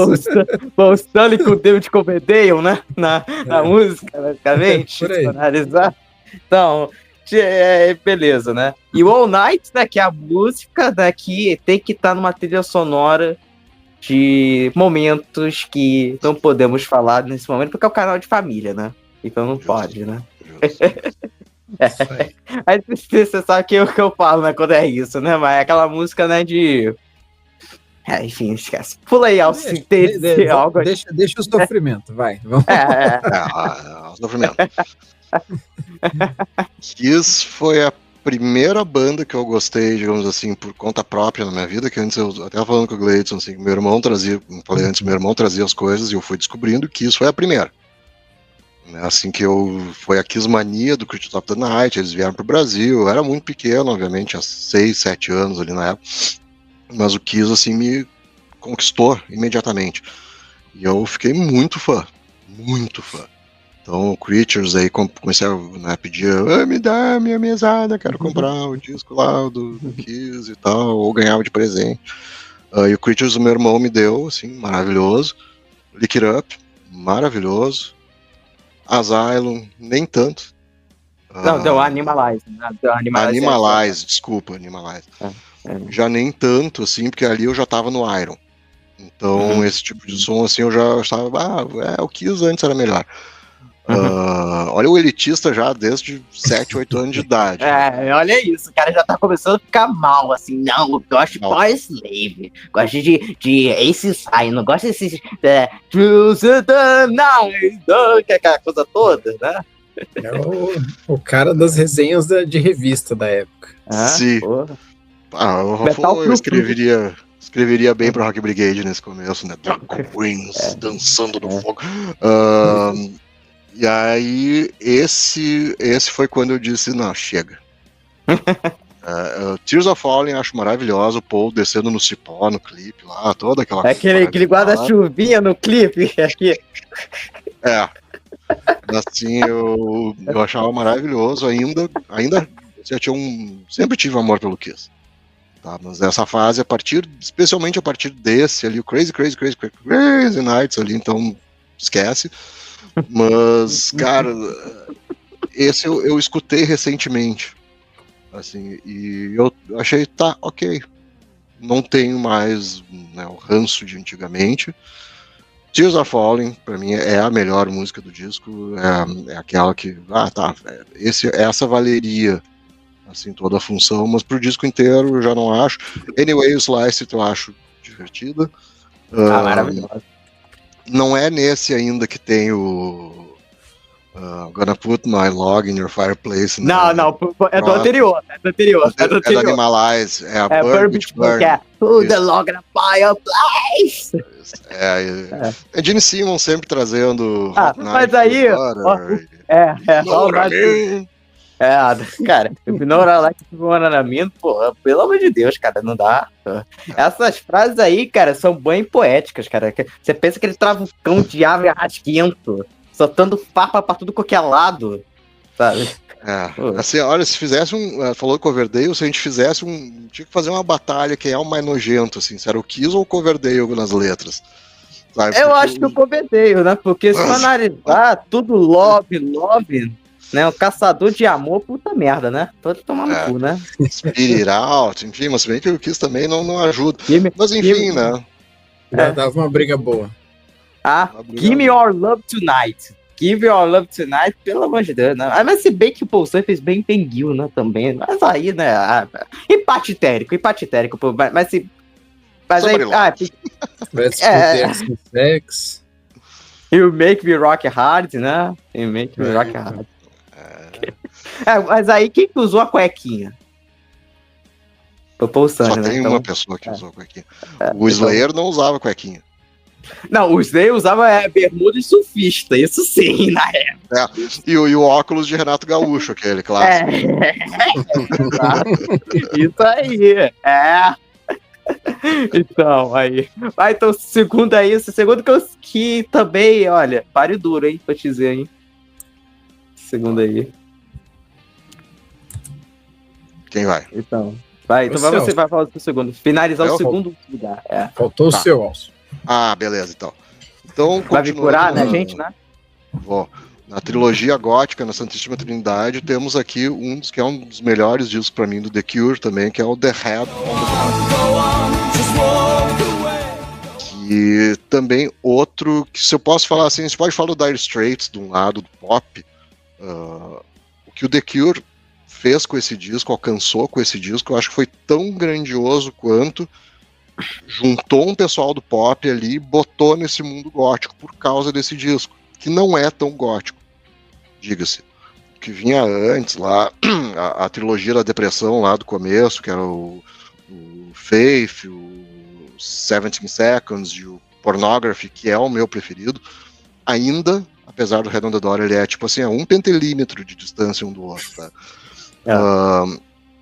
Cara, o que o Cure fez com isso aqui foi maravilhoso, porque o Roberto Smith tava num nível de inspiração drogadita, bêbada, apaixonada dele, poética, que ele conseguiu trazer aquilo ao contrário do The Top, que é um disco meio perdido e meio deprê por ser deprê. Aqui ele conseguiu canalizar isso de uma maneira muito mais inspirada, combinou o sombrio que eles tinham, trouxe coisas diferentes, tem até flamenco nesse disco, né? Ele é um pouco menos denso, mas tem muita atmosfera também, e a sensibilidade pop dele tá acuradíssima, tá afiada, tá hot knife through butter, assim, de tão afiada que tá, olha aí, né? Cara, e aqui também foi onde eles botaram na cabeça de todo mundo o visual deles, porque o Robert Smith já tava com o cabelo, né, levantado, aquela coisa toda, e a maquiagem meio esquisita antes, mas aqui foi onde eles, assim, ó, The Cure é isso aqui, criou uma imagem mental do Robert Smith na cabeça de todo mundo por causa do clipe de In Between Days, que é aquela coisa meio no negativo, né, eles estão todas as silhuetas, e também que nem o Dire Straits, aquela coisa meio neon, então era a boca dele, assim, com batom em neon, todas as cores meio assim perdidas, cores super vivas, quase new wave, assim, e In Between Days tocava em rádio, em TV, festinha, bar mitzvah, velório, aniversário da avó, tocava In Between Days e hoje todo mundo enterro da Dona Maria. Go on, just walk away. Oh, Maria, walk away, go to the light. So far away. So far away. Então, cara, é um álbum que pra mim é nota 10 no meu livrinho, e meus destaques In Between Days, obviamente. Close to Me, que é maravilhosa, Kyoto Song, Flamenco de Blood e A Night Like This, que é a pérola gótica mais maravilhosa possível, assim. Então, parabéns, The Cure. Cara, vou falar primeiro. Esse disco eu acho maravilhoso. Por muito tempo foi o meu favorito, até. Foi o primeiro que eu ouvi do The Cure inteiro, assim. Que eu ouvi, assim. Eu já conhecia a Boys Don't Cry e tal, obviamente que é mega conhecido e tal, mas aí depois fui conhecer melhor esse disco, assim, né? Que In Between Days é maravilhosa. Tem acho que é a Blood que tem o lance do Blood of Christ, né? Aquele lance, né? Que na verdade não era sangue de Cristo, era um vinho, que era Blood of Christ, que o Robert Smith ficou paralisado com o sangue de Cristo, né? Que era o vinho, né? Enfim. Eu tenho a Close to Me, que é o lance do Paint, né? Do clipe, né? Que o Paint faz a harmonia, assim, né? Isso e tal. Cara, a capa que é esquisita, obviamente, né? Se você for analisar, né? Que já dá o clima, né? Pro álbum, enfim. É um disco não é o meu favorito, acho que talvez o meu favorito fica entre o Wish, de 92, junto com talvez o Disintegration, talvez, se bem que o Disintegration também talvez fica por ali, mas eu acho que hoje o Wish me pegava um pouco mais até. Mas, cara, é um disco excelente, enfim. Por mim até pensei, mas eu pensei, não, eu vou ser tão injusto com o Alston nessa aí não, então aí eu vou deixa o gótico ser feliz, né, deixa, né, o Reginaldo aí em paz. Né? E fala aí, então, Gleison aí. Cara, esse trio gótico aqui tá maravilhoso, né, cara, The Cure, The Head on the Door, The Cure é uma banda que eu conheço desde criança também, de já ter escutado. Minha porta de entrada foi Boys Don't Cry, que acho que a grande maioria conhecia a banda por Boys Don't Cry. Esse disco especificamente, eu entendo que é um dos clássicos da discografia deles, né? Músicas mega emblemáticas, igual vocês falaram em Close to Me e In Between Days, que para mim seriam os meus destaques, né? Pensando ali sempre nos hits, que é o que mais ouvi, né? E ele é um disco climático, o mais legal disso é que, assim, por mais que ele tenha essa coisa densa, essa coisa climática, mas ele é um disco que você ouve e nem percebe quando ele chega no fim. Você assim, nossa, acabou? Peraí, vou ouvir de novo, né? Porque ele acaba soando leve quando você ouve, você embala e quando percebe já acabou, né? E se eu não me engano, até me corrija se eu estiver errado, se eu não me engano, esse aqui é um disco do The Cure que é muito mais Robert Smith do que The Cure como um todo, né? Foi ele mesmo quem puxou e fez do jeito dele, não, eu quero que esse disco, essas músicas soem dessa forma, e aí todo mundo comprou a ideia dele, e eles fizeram um dos discos de mais sucesso da banda, né? E a curiosidade curiosa, assim, porque o Robert Smith estava, assim, obviamente, estava deprimido, né, sempre, mas ele não estava mais muito afim do The Cure, ele chegou a tocar com a Suzy, no Suzy and the Banshees por um tempo, e foi a passagem dele na Suzy, só como um guitarrista ali, só curtindo a vida, só tô tocando, I just work here, tá? Não pede pra mim compor, não pede nada, eu só tô, e ainda compunha, ajudava. Acho que aquilo ali deu a motivação para ele continuar com o The Cure e trouxe muito o lado pop da Suzy também, que é onde ele começou a estourar a Foo. Porque, por exemplo, a gente estava falando aqui do Pornography, que eu amo. Assim, é um disco que tu termina, tu tá deitado no chão perguntando por quê? Esse aqui, não, tu termina dançando com Close to Me ali, assim, bem faceirinho, assim. Então, pô... Puta disco. Maravilhoso, né? Maravilhoso. Você coloca Close to Me em festinha de criança, né? Pode, galera. Vamos animar a festinha aqui. Energia aqui, ó. Lá em cima. É essa questão. Então, Gleison, vai pro seu primeiro lugar, então. Vai logo, né? Vamos lá. Então, assim, o que eu trouxe? Eu tive que trazer mais uma banda do coração, né? De novo, não é um dos meus discos preferidos, mas o que a gente tem do Titãs em 1985? Televisão. O que a gente tem em televisão? Tem clássicos, tem músicas clássicas como a própria música título, né? Televisão, com várias referências ali dos anos 80. Nós temos músicas como Não Vou Me Adaptar, que é bem a cara do Arnaldo Antunes. Tem Massacre já, que é uma música que já olha um pouquinho para o que vai vir depois com Cabeça de Dinossauro. Péssima produção do Lulu Santos. Pois é, né? Pois é. Tem, assim, um certo alguém que produziu esse disco, né? E o Lulu Santos sabia o que fazer com os discos dele, com o dos Titãs ele perdeu a mão fácil. E assim, tem duas músicas que eu curto muito aqui, que são Pavimentação, que é uma música que fica muito melhor depois no ao vivo no Go Back, né?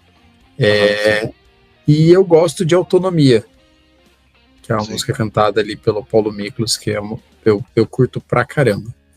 E vocês, me contem. Então, vou falar uma coisa, realmente, concordo com a produção é ruim.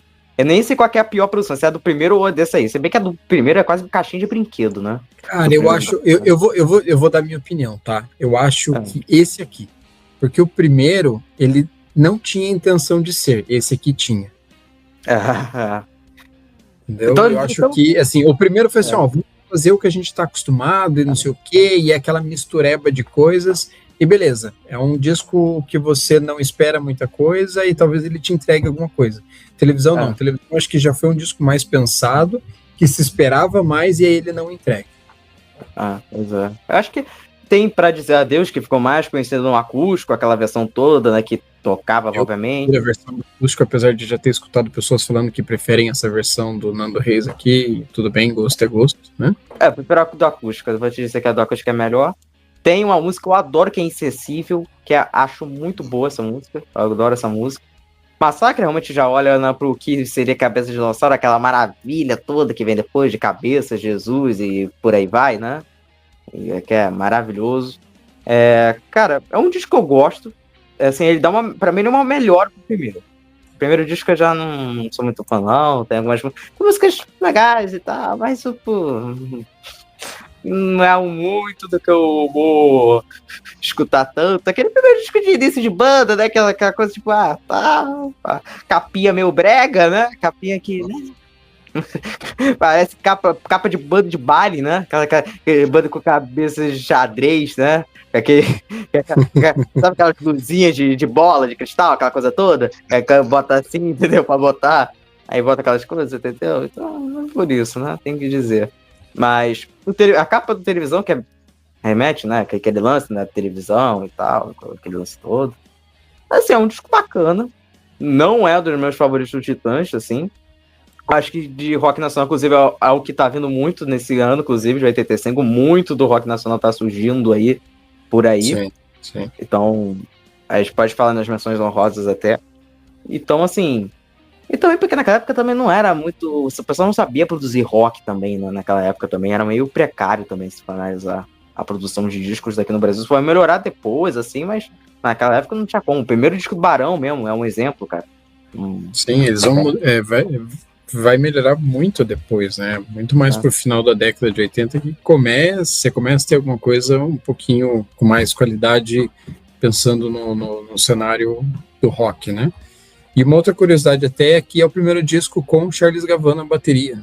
O primeiro tinha sido gravado pelo André Jung, que foi pro Ira depois. É verdade. É verdade. Fala aí um pouco, Alcino, sobre É engraçado, esse disco tem um lugar especial no meu coração, que meu irmão tinha, ele começou comprando o Cabeça de Dinossauro e aí comprou os outros, que vinham antes, né, esse e o primeiro.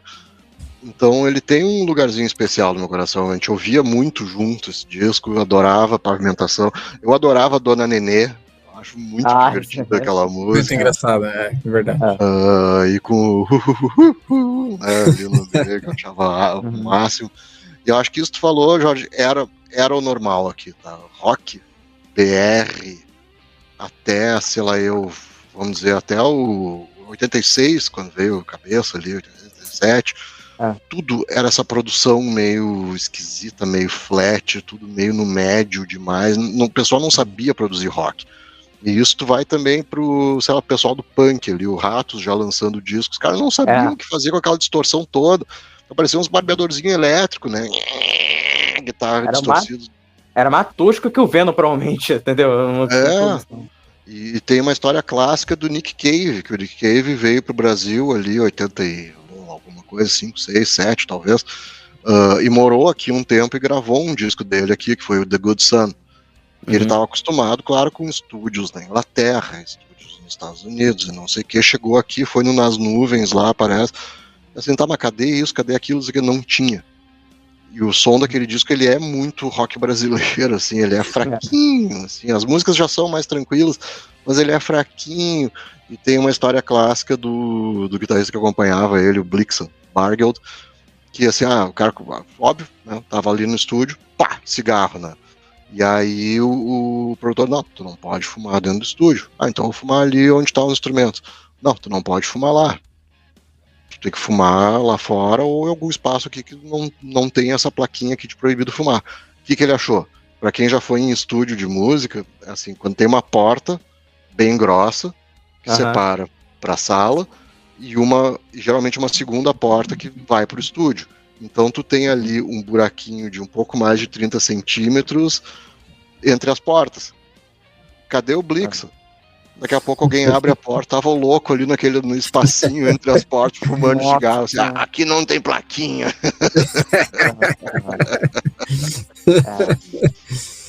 Mas eu acho baita disco. Eu gosto, mas gosto mais de outros também, concordo. Então, Alcio, já que tá com a palavra, vai lá pro seu primeiro, pra finalizar sua trindade gótica, essa coisa toda, bebendo vinho de cemitério, de depressivo, de coisa sombria. De cemitério.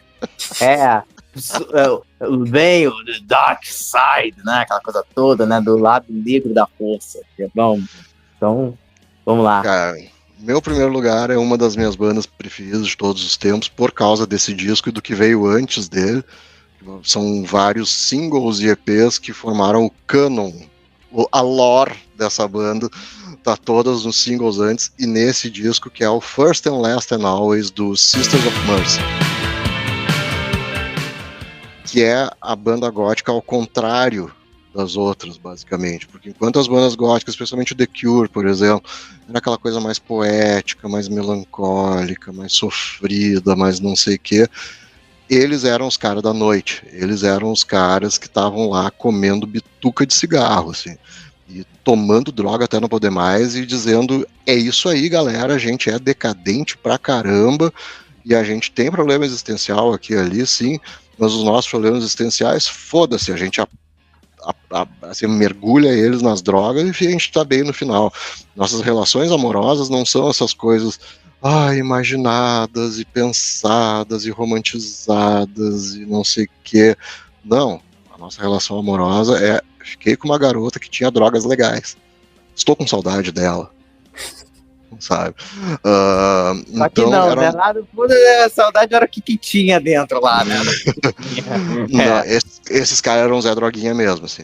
Nessa fase, estavam com o Wayne Hussey, que depois foi pro The Mission, uma grande banda também, que era outro cara, assim, sem limite, assim, e eles tinham uma coisa muito forte na presença do vocalista Andrew Eldritch, que era o letrista, era o cara que atrasava tudo, era o cara que dava muito problema, era o cara que era meio a estrela, quem comandava o show era ele, né, e os outros estavam ali só para fazer festa mesmo, né, e ainda assim, e brigando, os caras se pegando, se matando em estúdio, se matando na vida pessoal, conseguiram fazer esse disco, eu não sei como, mas foi, eu acho que uma das pedras fundamentais para muitas outras coisas que vieram no gótico dos anos 80, dos 90, influenciou Paradise Lost, influenciou Type O Negative, influenciou todo mundo que veio depois nessa vibe mais ali, também Anathema, My Dying Bride, pessoal do metal gótico.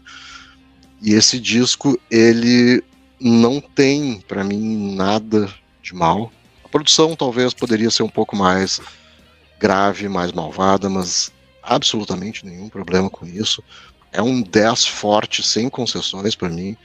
E para quem quer conhecer, eu sei que é um pouco difícil às vezes para quem quer conhecer passar pela voz do Andrew Eldritch, que é a voz de Drácula, Nosferatu, meio dramática, teatral, assim.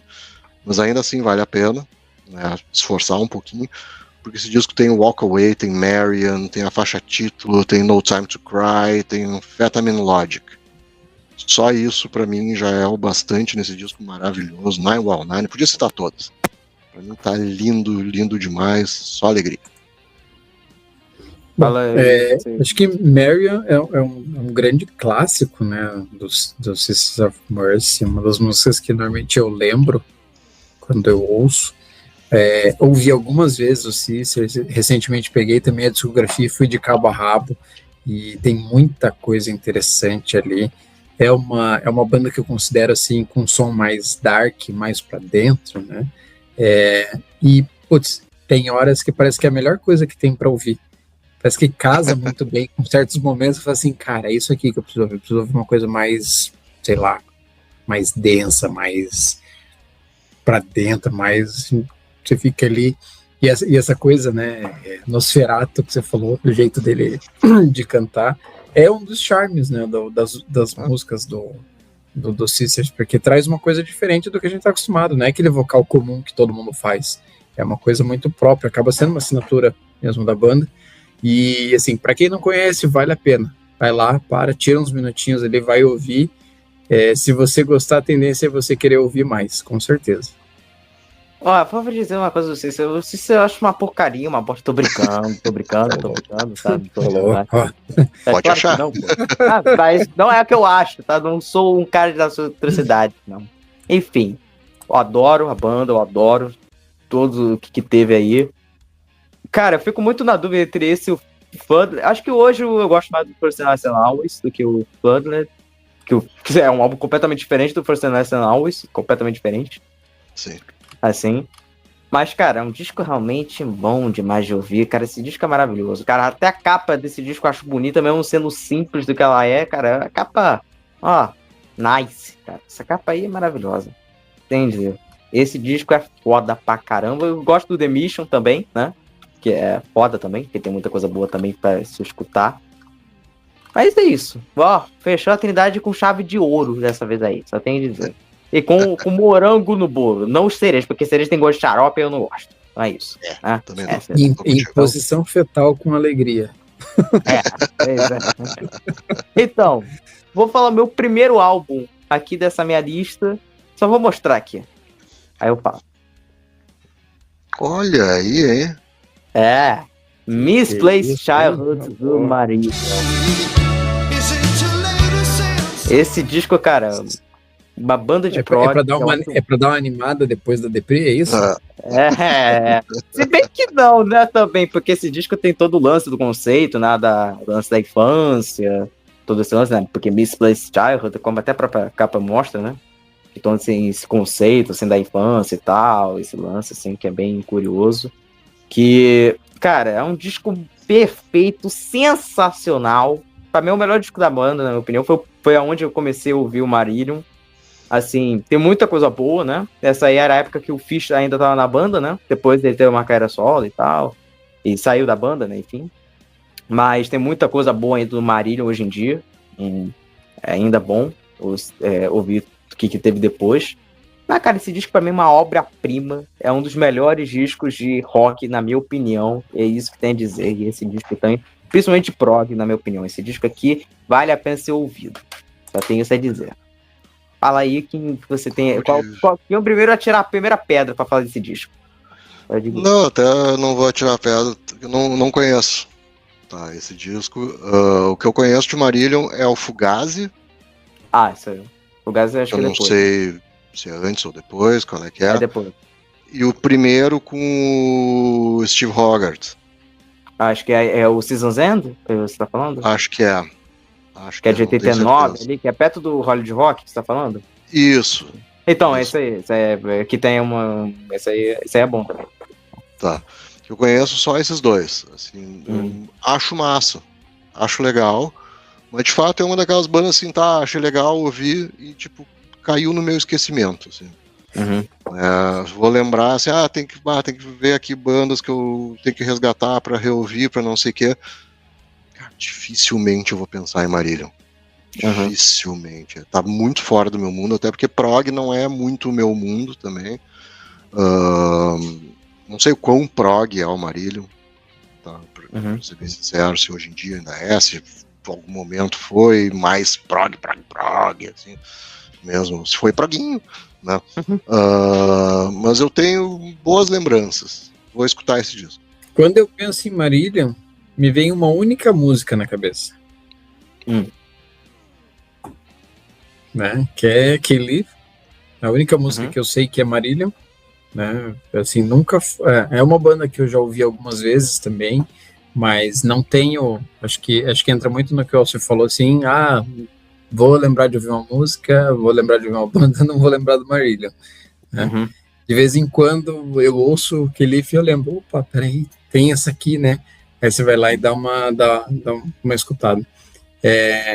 Então, assim, nunca me prendeu muito a atenção, mas eu falei assim, deixa eu ouvir, deixa eu prestar. Nessa audição eu tentei prestar um pouquinho mais de atenção. E aí eu achei a levada das músicas até gostosas, assim, né? Esse disco, acho que ele tem um conjunto legal. Meu destaque acaba sendo aquele, que é uma música que eu acho linda mesmo. E é interessante ver, eles criam alguns climas ali, guitarra, tem a bateria acompanhando, eu acredito que tem também um teclado ali que marca bem as músicas, e aí talvez essa questão que o Alcio falou de prog, eu lembrei muito do Phil Collins cantando nesse disco. O vocal em alguns momentos, né? Como eu falei, eu tenho essa mania de ficar fazendo comparações e em algum momento eu olhei assim, cara, me lembra um pouco o Phil Collins cantando. Tá viajando demais. Fui longe, né? Mas assim, talvez seja até um reflexo do período, né? Como a gente tá falando de 85 ali, bem ou mal, ninguém assume, mas tem sempre um meio que tentando copiar alguma coisa do outro. Tá dando certo, tá fazendo sucesso, deixa eu ver o que eu posso fazer nesse sentido também. Não, assim, acredito que seja o disco do coração do Jorge, já ficou bem claro, né? Mas longe de atirar pedra e dizer que é um disco ruim, é uma questão mesmo de costume e gosto de cada um. Tá. Então cada um finalizou seus primeiros lugares aqui agora. Então, eu vou começar com as minhas menções honrosas aqui, né? Se eu dou minhas honras aqui, né? Tá, beleza. Aqui, vou falar de um disco que eu acho subestimado. Fly on the Wall, do AC/DC. Eu acho um disco muito bom, tá? Ah, não é o Back in Black, não é o... Beleza, mas é um disco foda. Tem Shake of Foundation, tem a faixa título, Danger, Playing with the Girls, que é foda pra caramba. Maravilhosa. E é AC/DC, né, cara? AC/DC, pô. É trilha sonora da felicidade, não tem como não. Ah, pelo amor de Deus, não dá. Obviamente, falando de AC/DC, Metal Heart, do Accept, que é um disco muito bom também, com Live for Tonight, Scream for Love Bite, que Midnight Mover também, que também teve o lance dos clipes também, né, uma certa revolução também com o clipe também, enfim. Cara, o Anthrax, Spread the Disease, que é o primeiro com Joey Belladonna, né, que tem a clássica Madhouse, enfim, mas tem muita música foda nesse disco. Falando de thrash, Exodus Pudded by Blood, que é uma maravilha também. Vou citar também as minhas praias de hard, então, o Wasp, The Last Command, o Treat of Pain do Motley Crue também, Twisted Sister, Come Out and Play, Rats, Invasion of Your Privacy, e tem um que eu, inclusive, eu pensei que iriam falar, eu fiquei com medo, cara, que é o 7800 Fahrenheit do Bon Jovi. Fiquei com essa impressão, mas aí, não, passou, né? Então, cara, que é um disco que eu acho muito bom, que é antes do Sleeper ainda, não era o Bon Jovi, não era aquele Bon Jovi de sucesso e tal. Um que eu acho que deve todo mundo ouvir, que é o Icon, Night of the Crime, que é muito bom também. Falando aqui, né, de rock nacional, então, né, tem o... Eu vou citar aqui só por citar mesmo, aqui tem o primeiro da Legião Urbana, né, que foi lançado nessa época, o Revoluções por Minuto, né, da RPM, falando aqui, né. Tem o Listen Like Thieves, o INXX, também tá aqui, o Low Light New Order, que é derivado do Joy Division, mas eu acho melhor que Joy Division. Aí eu já vou meter polêmica, porque eu não sou fã de Joy Division. Essa é a verdade. Enfim. Aquela música lá, Low to the Wall. Cara, não consigo gostar dessa. Cara, meu Deus do céu. Enfim, o Aha, Hunter High and Low, que é o grande clássico do Aha também, né, que tá aqui também. Cara, e também citar isso aqui também, né, de metal aqui pra finalizar mesmo, o House of Jericho do Halloween. E eu vou deixar claro, ó, você não tem roubo, tá em menção rosa, não pode usar qualquer disco repetido aí. Tá, então fala aí.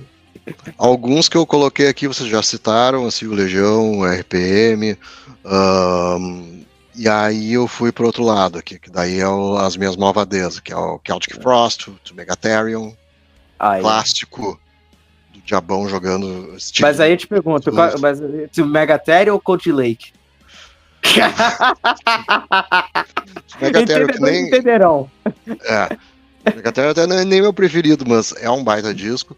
O Seven Churches do Possessed, Spread the Disease, o primeiro Megadeth, o Killing's My Business, sim. 85, toscaço, mas tem lá seu valor. Tosco dessa aí, tosco com raiva ainda. Com raiva. O famoso SOD, Stormtroopers of Death, com o pessoal do Anthrax, do Nuclear Assault, e o Billy Milano do MOD. We Care a Lot, do Fenomore, foi o ano que saiu. Little Creatures, do Talking Heads, baita disco. O Songs for Big Chair, obviamente já conversamos. Killing Joke, Nighttime. O New Model Army com No Rest for the Wicked.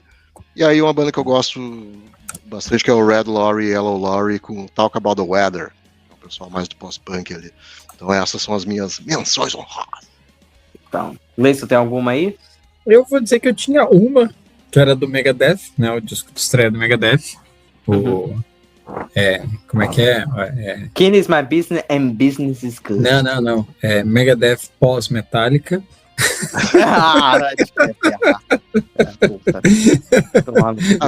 Pergunta, For Horsemen ou Mechanics? Cara, eu vou de For Horsemen. Eu acho que eu vou de Mechanics. Dessa vez. Vou dar uma chance pro Mustaine. Vou dar uma chance pro Mustaine e ganhar uma disputa, pelo menos. Se bem que o Mustaine, né, é melhor que Hamilton, né? Então aí o Mustaine, né, também por um lado tem isso, né? Fala aí, então. Assim, mas assim, 85 tem esses vários discos que vocês falaram aí, tem coisa muito boa e, cara, nós somos pessoas de sorte de poder ter acesso a tudo isso, né? Considerando que lá em 85 era bem mais difícil ter acesso a boa parte desses discos que nós comentamos aqui. Então hoje a gente pode curtir, a gente pode mencionar eles e quem está acompanhando aqui consegue muito mais facilmente ouvir cada um desses discos e dizer o que acha, né? Eu acho que ali o Walls of Jericho do Halloween, cara, para quem não conhece a banda, acho que é um bom lugar, né, para conhecer o trabalho deles. AC/DC é AC/DC sempre, independente de qualquer coisa, você sempre vai reconhecer AC/DC. E, putz, tem muita coisa boa que a gente dá para ficar horas falando. Tem discos que a gente com certeza tá esquecendo, né? E, cara, é isso. Não tem muito mais o que completar, não. Pois é. Esse ano aí foi foda, bicho. Vou te dizer. Mas, enfim, então, já finalizou, já podia ficar até amanhã, mas enfim, né? A gente sabe que todo mundo tem o seu tempo, né? Devido tempo. Todo mundo trabalha, bobagem que é final de ano e Natal, né? Que tá sendo, né? Enfim, né? Infelizmente a gente tem esse negócio, né? Enfim. Antes que todo mundo vire abóbora, precisamos ir, né? Como princesas. Acabou o papel, né? Tem que comprar e tudo, né? Como já dizia, né, o negócio. Então, fazer o quê? Cara, então, muito obrigado aí, Alcio, por participar aí. Se quiser participar mais vezes aí, tá bem-vindo. A porta tá aberta aí para mostrar suas reginaldices aí, né? Que você tem. Enfim, essas malvadezas que tem. Dá pra gente fazer um episódio Baladas by Alcio. Isso aí. Aí com aquele tome selo. Aí tem o selo Baladas aprovadas por Alcio. Baladas reprovadas por Alcio. Reprovadas. Gente, Gleidson, Jorge, muitíssimo obrigado. Fiquei muito feliz pelo convite, muito feliz pelo papo. Foi divertido pra caramba. E falar sobre música sempre é uma alegria. Então contem comigo, só chamar. Venham aí falar com vocês. Obrigadão mesmo. E também quem quiser escutar o CMM, que é onde o Alcio tá lá também, né? Falando de certas coisas também, ó. É isso. Também. Então, escutam lá também, que a gente vai ouvir. Você pode ouvir também o Alcio falando de baladas também, caso se tiver também, né? Que deve ter. Tem, vários. Com certeza. Né? O truzão sai de lado e de repente aparece aquele coração fofinho e tal. Os sims carinhosos, né? Mas é isso aí, galera. Ouçam lá o CMM com o Alcio. Alcio, agradeço pela tua presença aqui. Foi um prazerzaço participar contigo aqui, trocar figurinhas sobre discos que nós gostamos, sobre bandas que nós gostamos, né? Poder ouvir um pouquinho daquilo, ver que nós temos gostos em comum e o quanto cada um enxerga de cada um desses gostos é muito legal. Agradeço, Jorge, mais uma vez estar aqui contigo com mais um episódio aqui do Pod Discos, falando sobre discos de décadas, né? E vamos em frente, tem mais um aí, galera, aguentem firme que temos um 1995 já em preparação, né? Também com bastante coisa boa. Obrigado a todos que estiveram com a gente até aqui e até a próxima. É isso aí. Inclusive, então, se inscreve nesse canal que é importante. Ativar o sino de Hells Bells para receber as notificações. Dar o like, compartilhar para os seus amigos. E também segue o grupo do WhatsApp também, que quem quiser entrar, só não vem com educação, que aí eu te mando para casa do caramba também, né? Porque é bom, né? Não é lugar aqui para confusão. E também tem o Instagram do canal, que tá ali, né? @podcastpoddiscos, que é a rede mais ativa do canal. Tem lá. E também escuta nas plataformas de streaming. Se no Spotify tá ouvindo, dá uma avaliação de 1 a 5 estrelas de quanto eles devem merecer, né? Enfim.